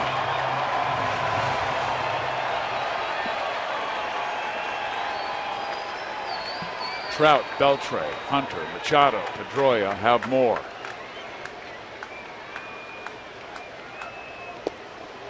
Three and two. Okay, nice take. He's able to pick that release point up. Nobody out. Chance to for a ribby here. Dyson single to start it. Kane single to send Gerard to third. Hosmer already knocked in his 49th and 50th ribby. Wants to stay underneath the ball. Yeah. He hits it well. Center field. Away back. Gone.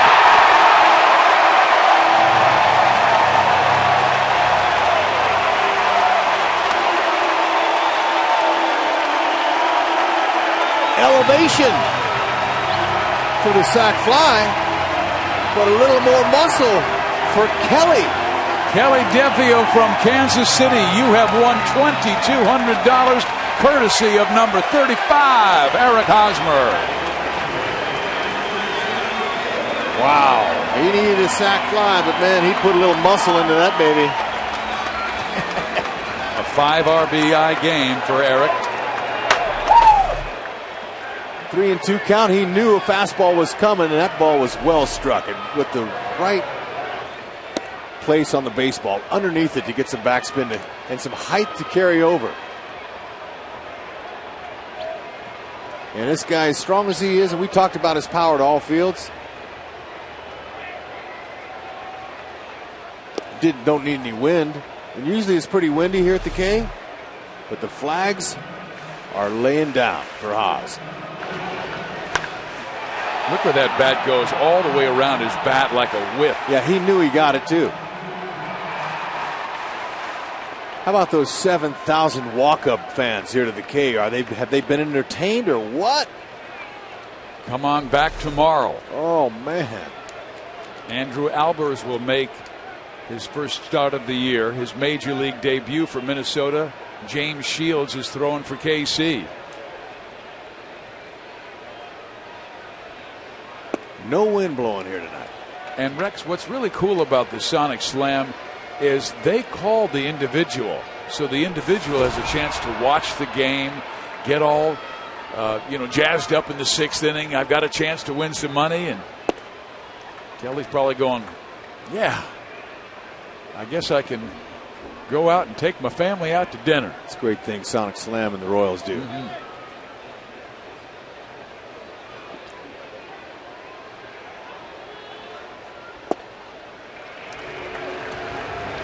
Billy Butler works the walk, and Presley has not gotten one Royal out yet. 2 singles, a home run, now a walk. And Eric Hosmer now with 12 home runs. That leads the club. His 5 RBIs give him 54, just 2 behind the leader, Billy Butler. And all of the damage, Rex, when you consider what Eric's first 2 months, his damage has come June, July, and now the beginning of August, and that's a career high. Yeah, he's a strong finisher. Career high, 5 ribbies. Beautiful. And he's got another shot left, too. He's not done. And Rick Anderson probably telling him, hey, Ryan, we need you. Our starter only went 2. We used Dunsing for 3. We don't want to ruin our bullpen for this entire series against the Royals. Yep, I'd agree with you. That's probably what he's telling him. Well, with Alex Gordon coming up, Nebraska fans, come out for Huskers night this Saturday when the Royals play the Red Sox at 6:10. The first 1,500 fans that bring their special Huskers night ticket to the table inside Gate B will receive a limited edition red and white Royals cap, compliments of Fox Sports Kansas City and Rally House. For tickets, go to Royals.com/Huskers night and go Big Red. Well, Gordon is indeed a Big Red fan. He is, but you know what? One of his heroes and one of yours and mine is going to join us in the booth that night. Darren Erstad, that's right. There you go. It's Cornhusker night. Alex, Darren, very good friends. Darren, the head baseball coach for the Cornhuskers. It'll be great to see him because Alex plays like Darren. And one of the great compliments you can give a ball player, I think, Rex, is that he's a gamer. That's right. Can you explain what is the definition to Rex Rudler of gamer? Make the play no matter what the cost is. Just make the play. Doesn't matter the score. Doesn't matter where you are close to the wall. Just make the play. And a guy who cares more about his team than himself. And that would be Alex Gordon and Darren Erstad, who will be here for Nebraska night.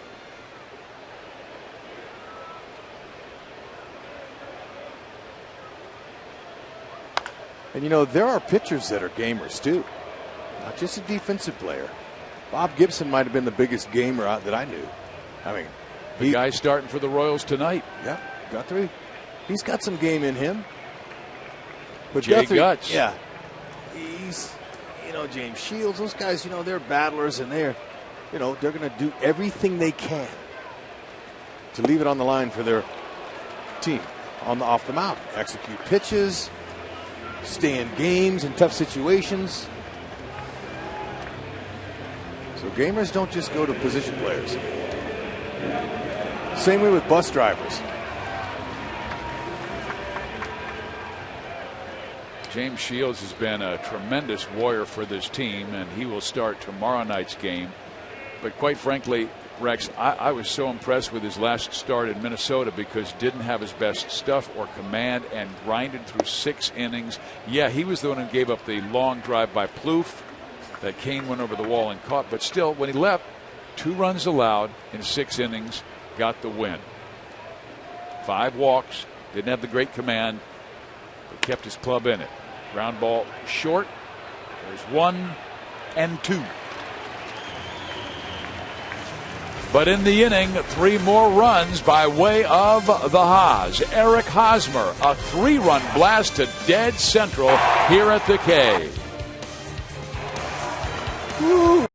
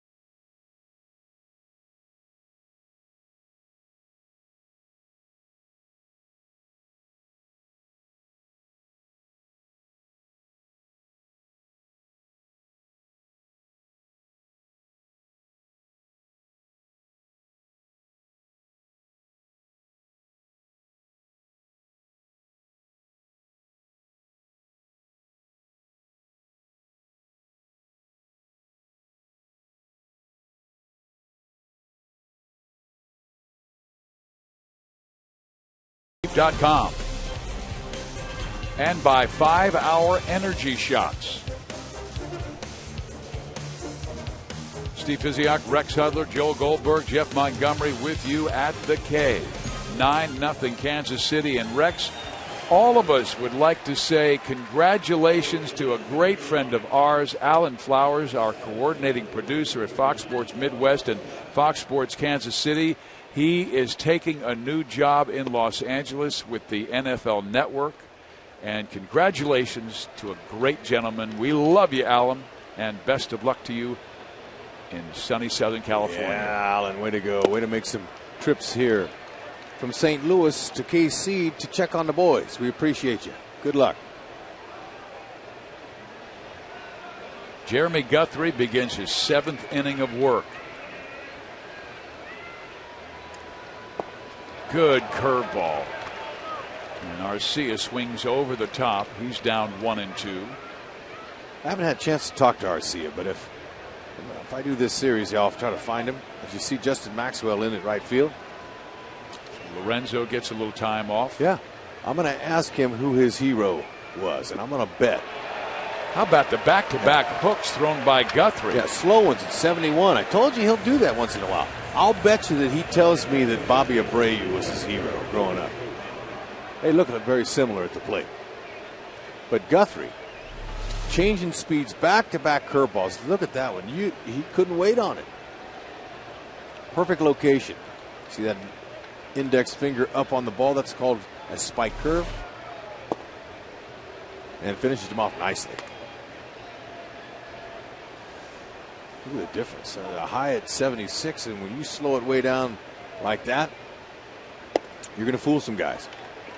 And Jeremy, here in the 7th inning, having thrown only 80 pitches. You might remember he enjoyed his first career shutout back on May 4th against the White Sox. The way he is dealing, he has only allowed 4 hits. He allowed 4 hits that game, that night.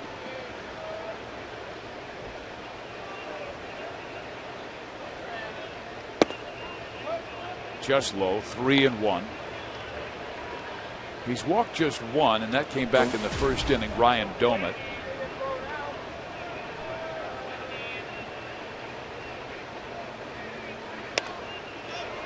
Popped him up. Elliott Johnson, along with Escobar. Elliott taking over for Miguel Tejada. It's time to ask our AT&T trivia question. Who has started the most games as catcher in a single season since the year 2000? That's a good one. Now, Joe Mauer has gone through some injuries. And I know this was the 912th game that Joe has caught in his 10 years as a catcher. But I'm just wondering if Yadier Molina has caught a lot of games. Pretty good call. John Wathan caught a lot of games back in his day. How about John? Of course, since 2000.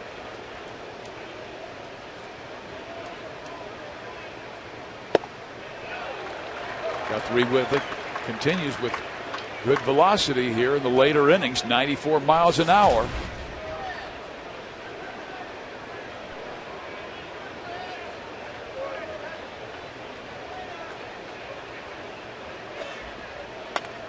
Foul back.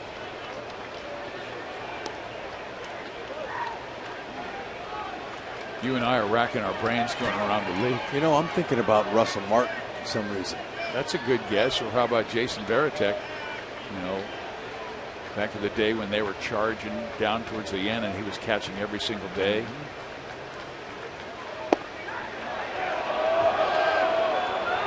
Two balls, 2 strikes.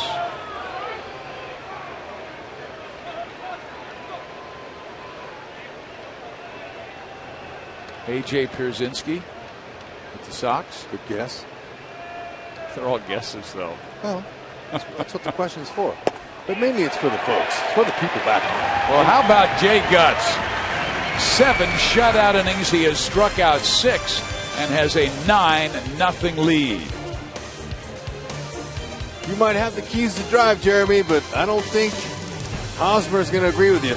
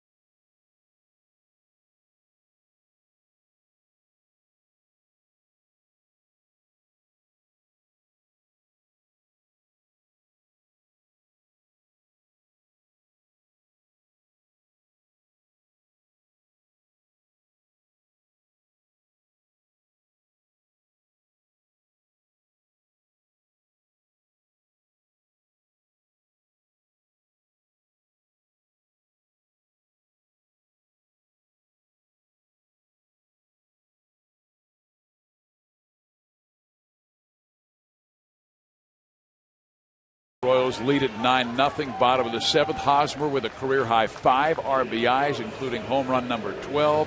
The Royals' big innings, 6 runs in the 2nd, 3 in the 6th. Guthrie has been brilliant as he goes for his 12th win.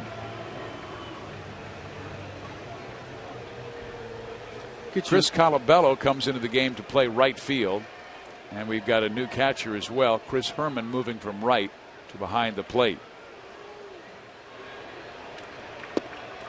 Moustakas with a perfect night, 3 for 3, a double, a 2-run single, and a single to right in the 5th. All right, that's the 4th time in his career he's had 3 hits. How about 4? Get greedy.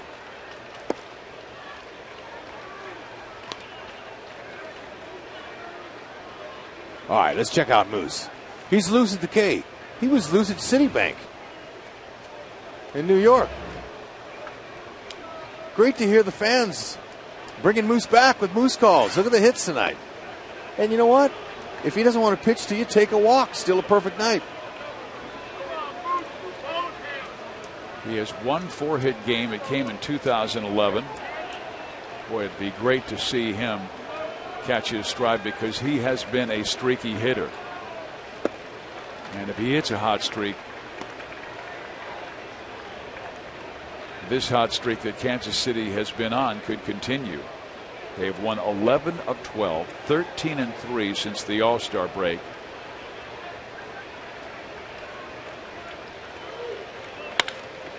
Four-hit game for Moose.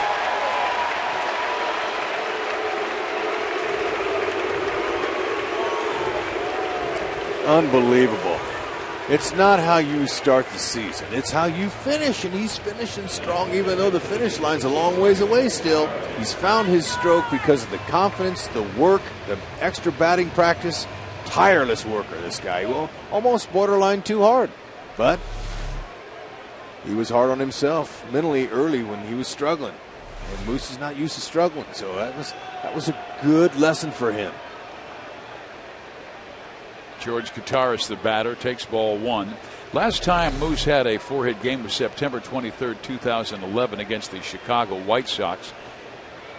And I was talking with Moose, not this road trip, but before, and there's a base hit for Kataris. And Moustakas not stopping at second, and Kataris going for 2 and will make it with a double. This game is really getting ugly And the Royals are saying, call the game. Oh, look, they haven't had many outbursts like this, so don't call the game. Keep it going. Oh, Rex, we were talking before the game. 13-3 since the All-Star break, but the team only averaging 3.9 runs per game. It's going to go up after tonight. But the fact of the matter is, it all starts with starting pitching. And once again, a gem thrown by Guthrie. And his team has given him 9 so far, and Escobar trying to change that right here.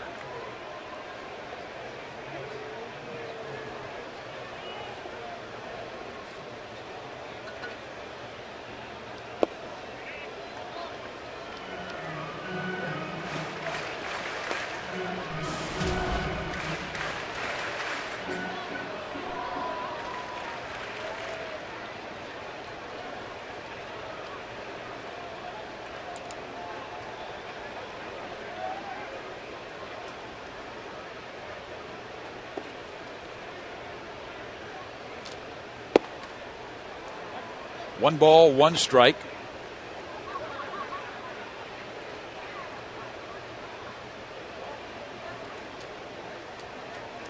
Presley came on, gave up the 3-run home run to Hosmer, then retired the side.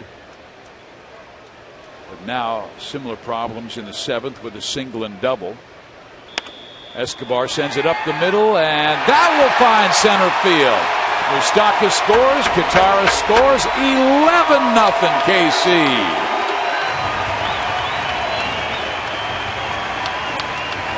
Great topspin lob right over Presley's head. That was right between the two fielders coming in. Escobar, maybe this is a nice sign of things to change for him. High fastball, got him a pair of ribbies. In a perfect place. 37th RBIs, 36th and 37th. And there was no chance. There was almost a collision right there.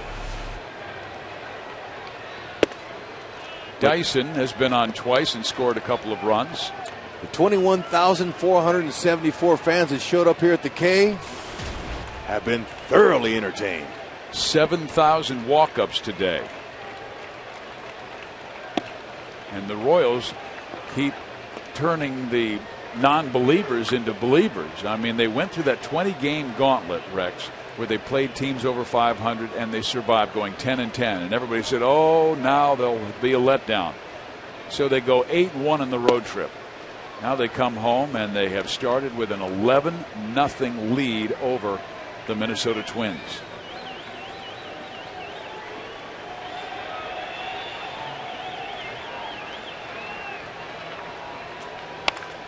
Dyson slashes it foul. We really felt when they went through that hard time, Rex, 5-20, we knew this was a good team, but they were still figuring out how to win. Was that in May? That was back in May. Ooh, seems like forever ago. Oh, the sky was falling in. Mm-hmm. Well, you know what? When you've been around baseball a long time, you have seen stranger things, but because of the losing that's been going on here for so many years, I can understand when the fans were a little bit worked up about that. But just from experience, I can tell the people it's early, and that's what Ned kept saying. Hey, look, folks, it's just May. But these guys have learned, and just like Correa said in his quotes, this team is much improved. I faced them earlier in the season, and they're better now than they were then. You want to peak at the right time. Dyson is barely out at first base. Taking second base, Escobar.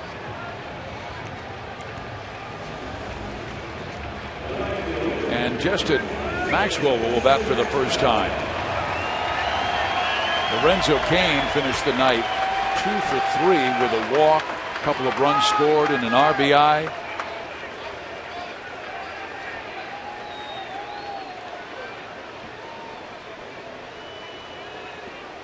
Maxwell had the big hit on Saturday, a home run in the 12th inning that won it.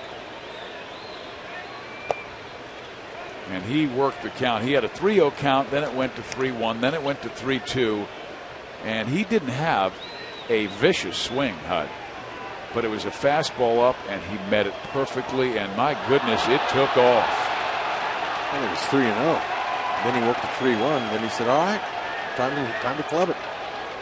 And he jumped all over it. 5th pinch hit home run in his career. That's beautiful. You have a guy like this that has that kind of confidence late in the game to come off the bench.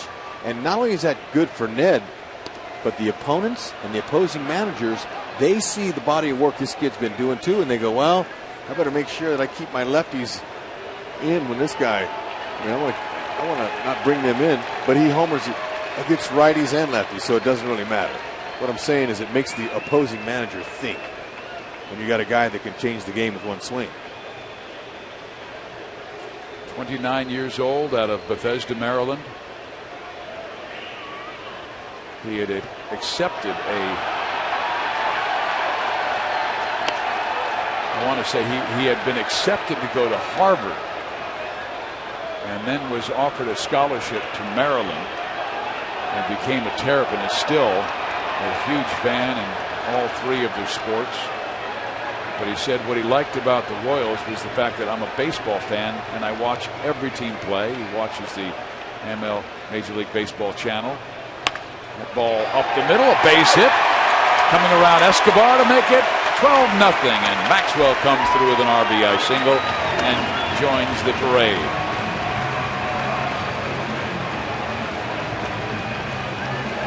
Maxwell, way to make a impression your first at bat here at the K, just like you did in Minnesota with that base hit and RBI.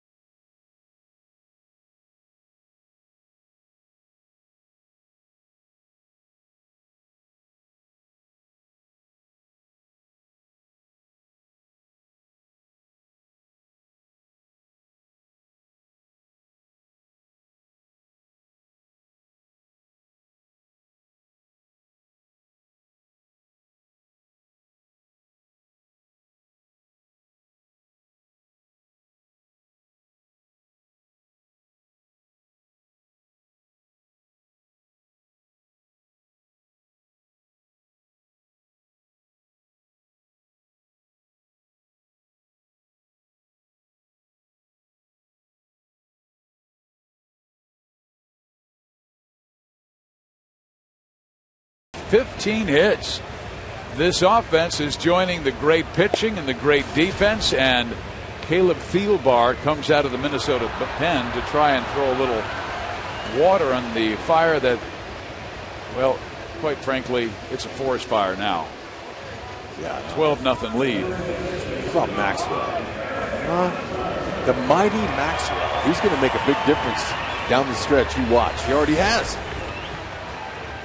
Well, the Royals have had some big RBI games. We remember Billy Butler's 7 RBI game against the Philadelphia Phillies. Billy had another 5 RBI game against the Angels. Mike Moustakas had a 5 RBI game this year, and Eric Hosmer tonight with a 5 RBI game. A 2-run single in the second and a 3-run home run, a shot to deep center field in the 6th.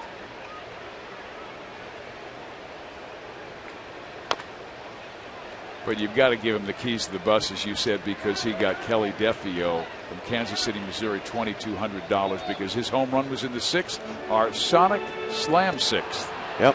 Look, 5 RBIs and he's not done. Automatic bus driver. Anybody has 5 ribbies in a game. Beautiful. He's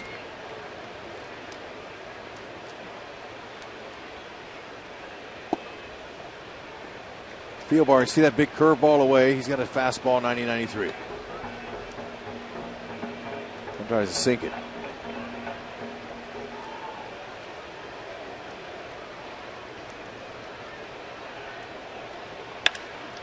Base hit left field. The hit parade continues. Number 16, Maxwell will make it to third, and Hosmer has a double and a 3-hit game. 21 doubles on the year, and he is on fire. Man, is it a beautiful thing to see more than one. And you know what? Ned Yost, he was right. He'd been patient all year with the offense. He tried several different lineups, like a lot of... Let's watch Maxwell run. Check him out. Long strides, folks, just another athlete. Young athlete for your Royals. Look at that guy. Thoroughbred. Hosmer, another 6'5", great athlete. Young. Team's going to be good for a long time, Fizz. Well, let's calm down. This was one of those games where they're probably in the dugout saying, hey, let's save some for tomorrow. I'm just saying, the youth and the athleticism that we're seeing. I just broadcast them one at a time, Hud. Hosmer, he's hitting like he's 6'8". Well, you added an inch to him. Oh, look, you know what? They're all tall. They're all very large. And smiling. And reason to of late, because unless Minnesota has the most incredible comeback in the history of the franchise, the Royals will have won 12 of their last 13 games. Hey, Fizz, I had a question. You hear this a lot in baseball, from fans when you have a big game like this, and they say, save some runs for tomorrow. Mm-hmm. Like you just said, where do you put them? Well, there is the vault down in the right field box area. No, there's not. Ground ball short. They should have saved that. Maxwell scores, and they could have had it for tomorrow. No, look at that. Hopefully, James Shields will get him some as he goes against Andrew Albers, a young left-hander making his major league debut.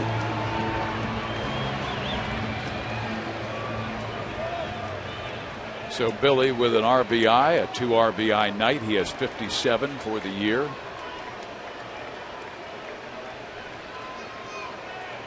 The batter will be Alex Gordon. He and Tejada are the only Royals in the lineup who do not have an RBI or a run scored. Alex is 0 for 4 at the plate. Tejada 0 for 3. Elliott Johnson will be hitting in Miguel's spot. Man, Alex, yesterday he had all those long drives and lineouts, and he is lining out here, but the Royals with 16 hits in the game, 13 runs. Wow.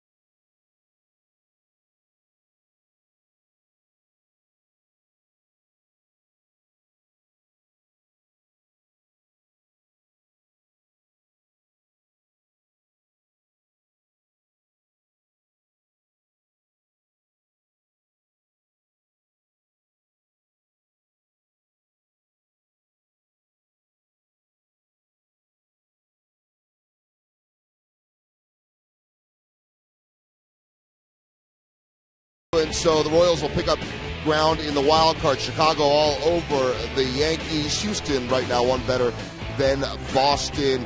LA over Texas, Toronto, Seattle, LA, and St. Louis. That will be Zach Greinke besting Adam Wainwright. Our Mazda game break. The Indians looking like they were going to win it 2-0. Then it's 2-1. Hey, there's our good old buddy Chris Perez serving up the home run to Alex Avila as we return to action here.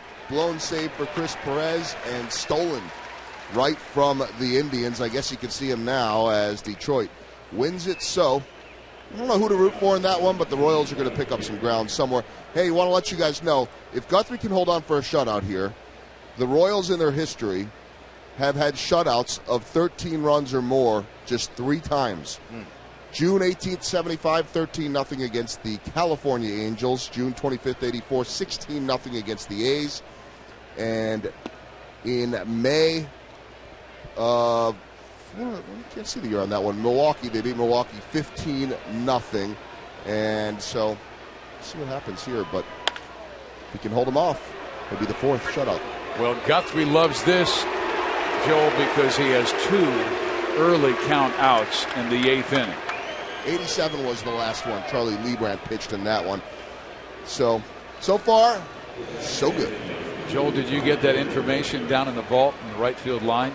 No, I was going to look up for you if you want how few runs they had the next day because there was nothing left in the vault. Oh. Well, you know, the run vault. Andrew Albers probably charting this game, listening to us and watching this action right here. He'll be happy to hear that if there's no runs left. But when you're making your Major League debut and you're watching a team that you're going to face for the first time in your big league career is throughout 16 hits and 13 runs, you're thinking, could be interesting. Got to keep that ball down. But baseball is all day to day. You get all you can one day, go home, sleep on it, come back the next day. Never know what can happen. Guthrie has it. On his 95th pitch, he has thrown 8 shutout innings, and he looks terrific as he walks into that Royals dugout leading 13-0.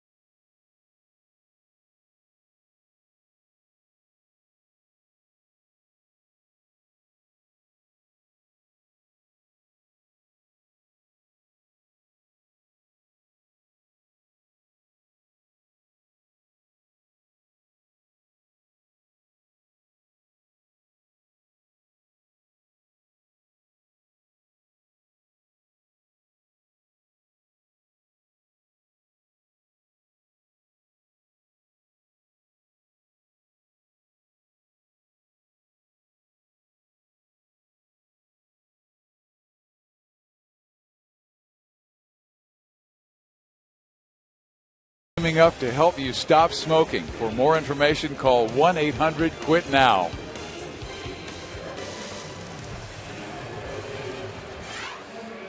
Guess who is on the mound? Jamie Carroll, infielder. Evansville Hall of Fame.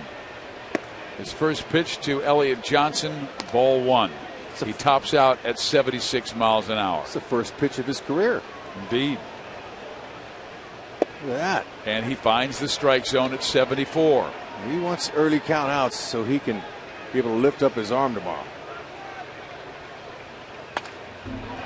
Elliott goes to left field, but it stays up. Oh, man, in the lights again. But Arcia is able to go to his backside and make a catch on Johnson. Okay, Johnson looking for a hit desperately there. Hit one hard, but wouldn't you know it, right at somebody. And that puts a lot of pressure on hitters. Now, Moose, I would go on the record and say he's never had a 5-hit game, although I haven't checked that out. He does not have a 5-hit game. So for a chance to get your 5th hit off a guy who's never pitched before and he's just filling in, it's a beautiful thing. Rex, is this a little like batting practice? It's a lot like batting practice, except batting practice pitchers throw in front of the dirt. He has played at 7 different positions, and there is a high fly ball to right. Moustakas is going to end the night 4 for 5. Jamie Carroll is perfect in the major leagues after 2 batters.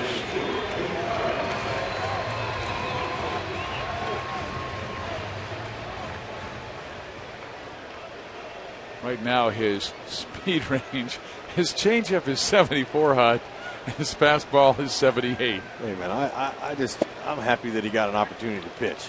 Because just 1 inning, you can tell your kids, your grandkids, yeah, I pitched to the big leagues. I'm pitching it inside so they don't hit it back at me. I begged managers to let me mop up a game. I'm sure you did. And they wouldn't let me do it. I wanted to catch too. It was only 2. I totally understand their decision. And Jamie hasn't played first base. I applaud those managers. Look at that. That looked like a changeup. He took 1 mile an hour off his fastball. Yeah, but it had movement. Look at that piranha on the top of that guy's head. Minnesota guy. Ooh. Jamie Carroll, a perfect 1 inning. 9 pitches. But his Twins trail the Royals 13-0.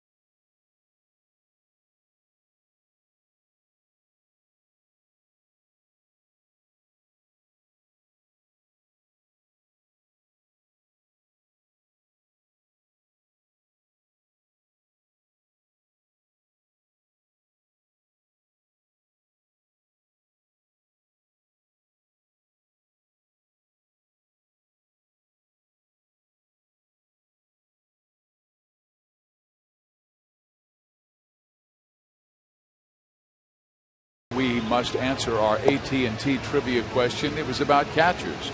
Who has started the most games as a catcher in a single season since the year 2000?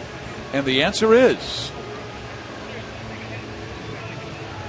Jason Kendall. Started 149 games in 2008 with the Brewers. Way to go, Al. You really stumped us and a guy in the house again. We should have thought in the house, Fizz. Well, I was thinking in the house, but I forgot about Jason. We're here as Colabello, and this is a guy who spent 8 years in independent baseball. He went to one of those tryout camps in Worcester, Massachusetts, because he was not drafted out of college.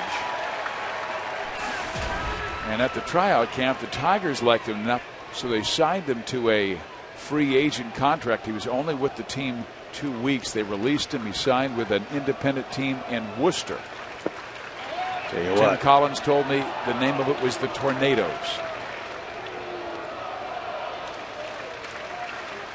And we're not talking Worcester, Kansas. We're talking Worcester, Massachusetts. Yep, he's really worked hard to get here. But for Guthrie, he's worked hard to get what would be his 12th win and a career high. He currently is tied with 11 wins. He also won 11 with Baltimore in 2010, 10 games in 2008, and 2009 with the Birds. Over 21,000 that showed up to root on their hard-charging Royals. They were in for a treat. How about Jeremy Guthrie? 7 strikeouts on the night as he goes for his second career Major League shutout.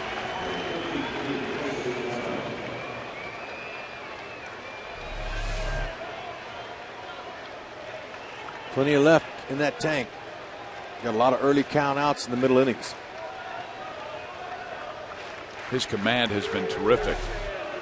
And his off speed and fouled off. Morneau is lined out, popped up, and flied out. Almost hit it out in the 6th. But Kane ran it down at the wall.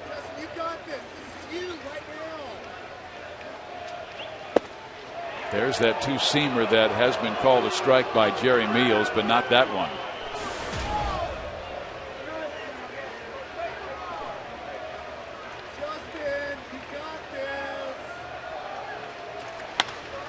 To left field and deep. Gordon back at the track, pulls it down. Guthrie 1 out away from the shutout.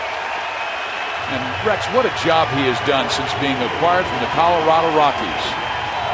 16-10 in 36 starts since joining KC, and 21,000 plus on their feet cheering for Guthrie.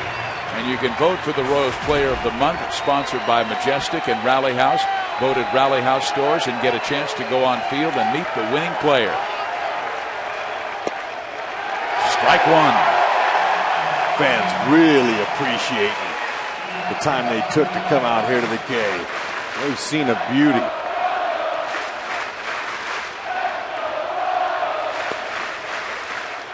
One ball, one strike. He has walked 1, struck out 7.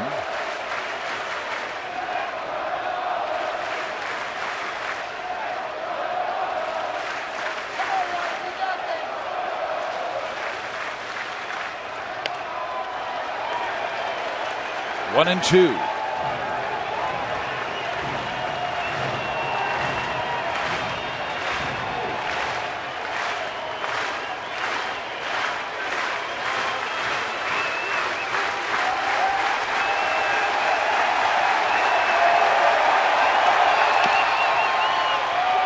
Guthrie says he has it.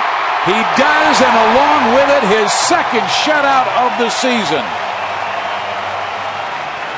Man, you can crown this one just another Royal victory. Shock the bus.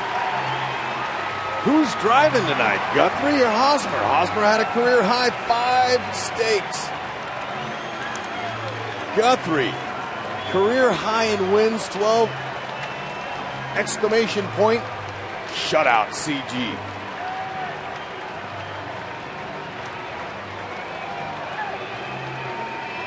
The Royals are 14-3 since the All-Star break. They have won 12 of their last 13. They are 57-52 and continue to charge in the American League Central.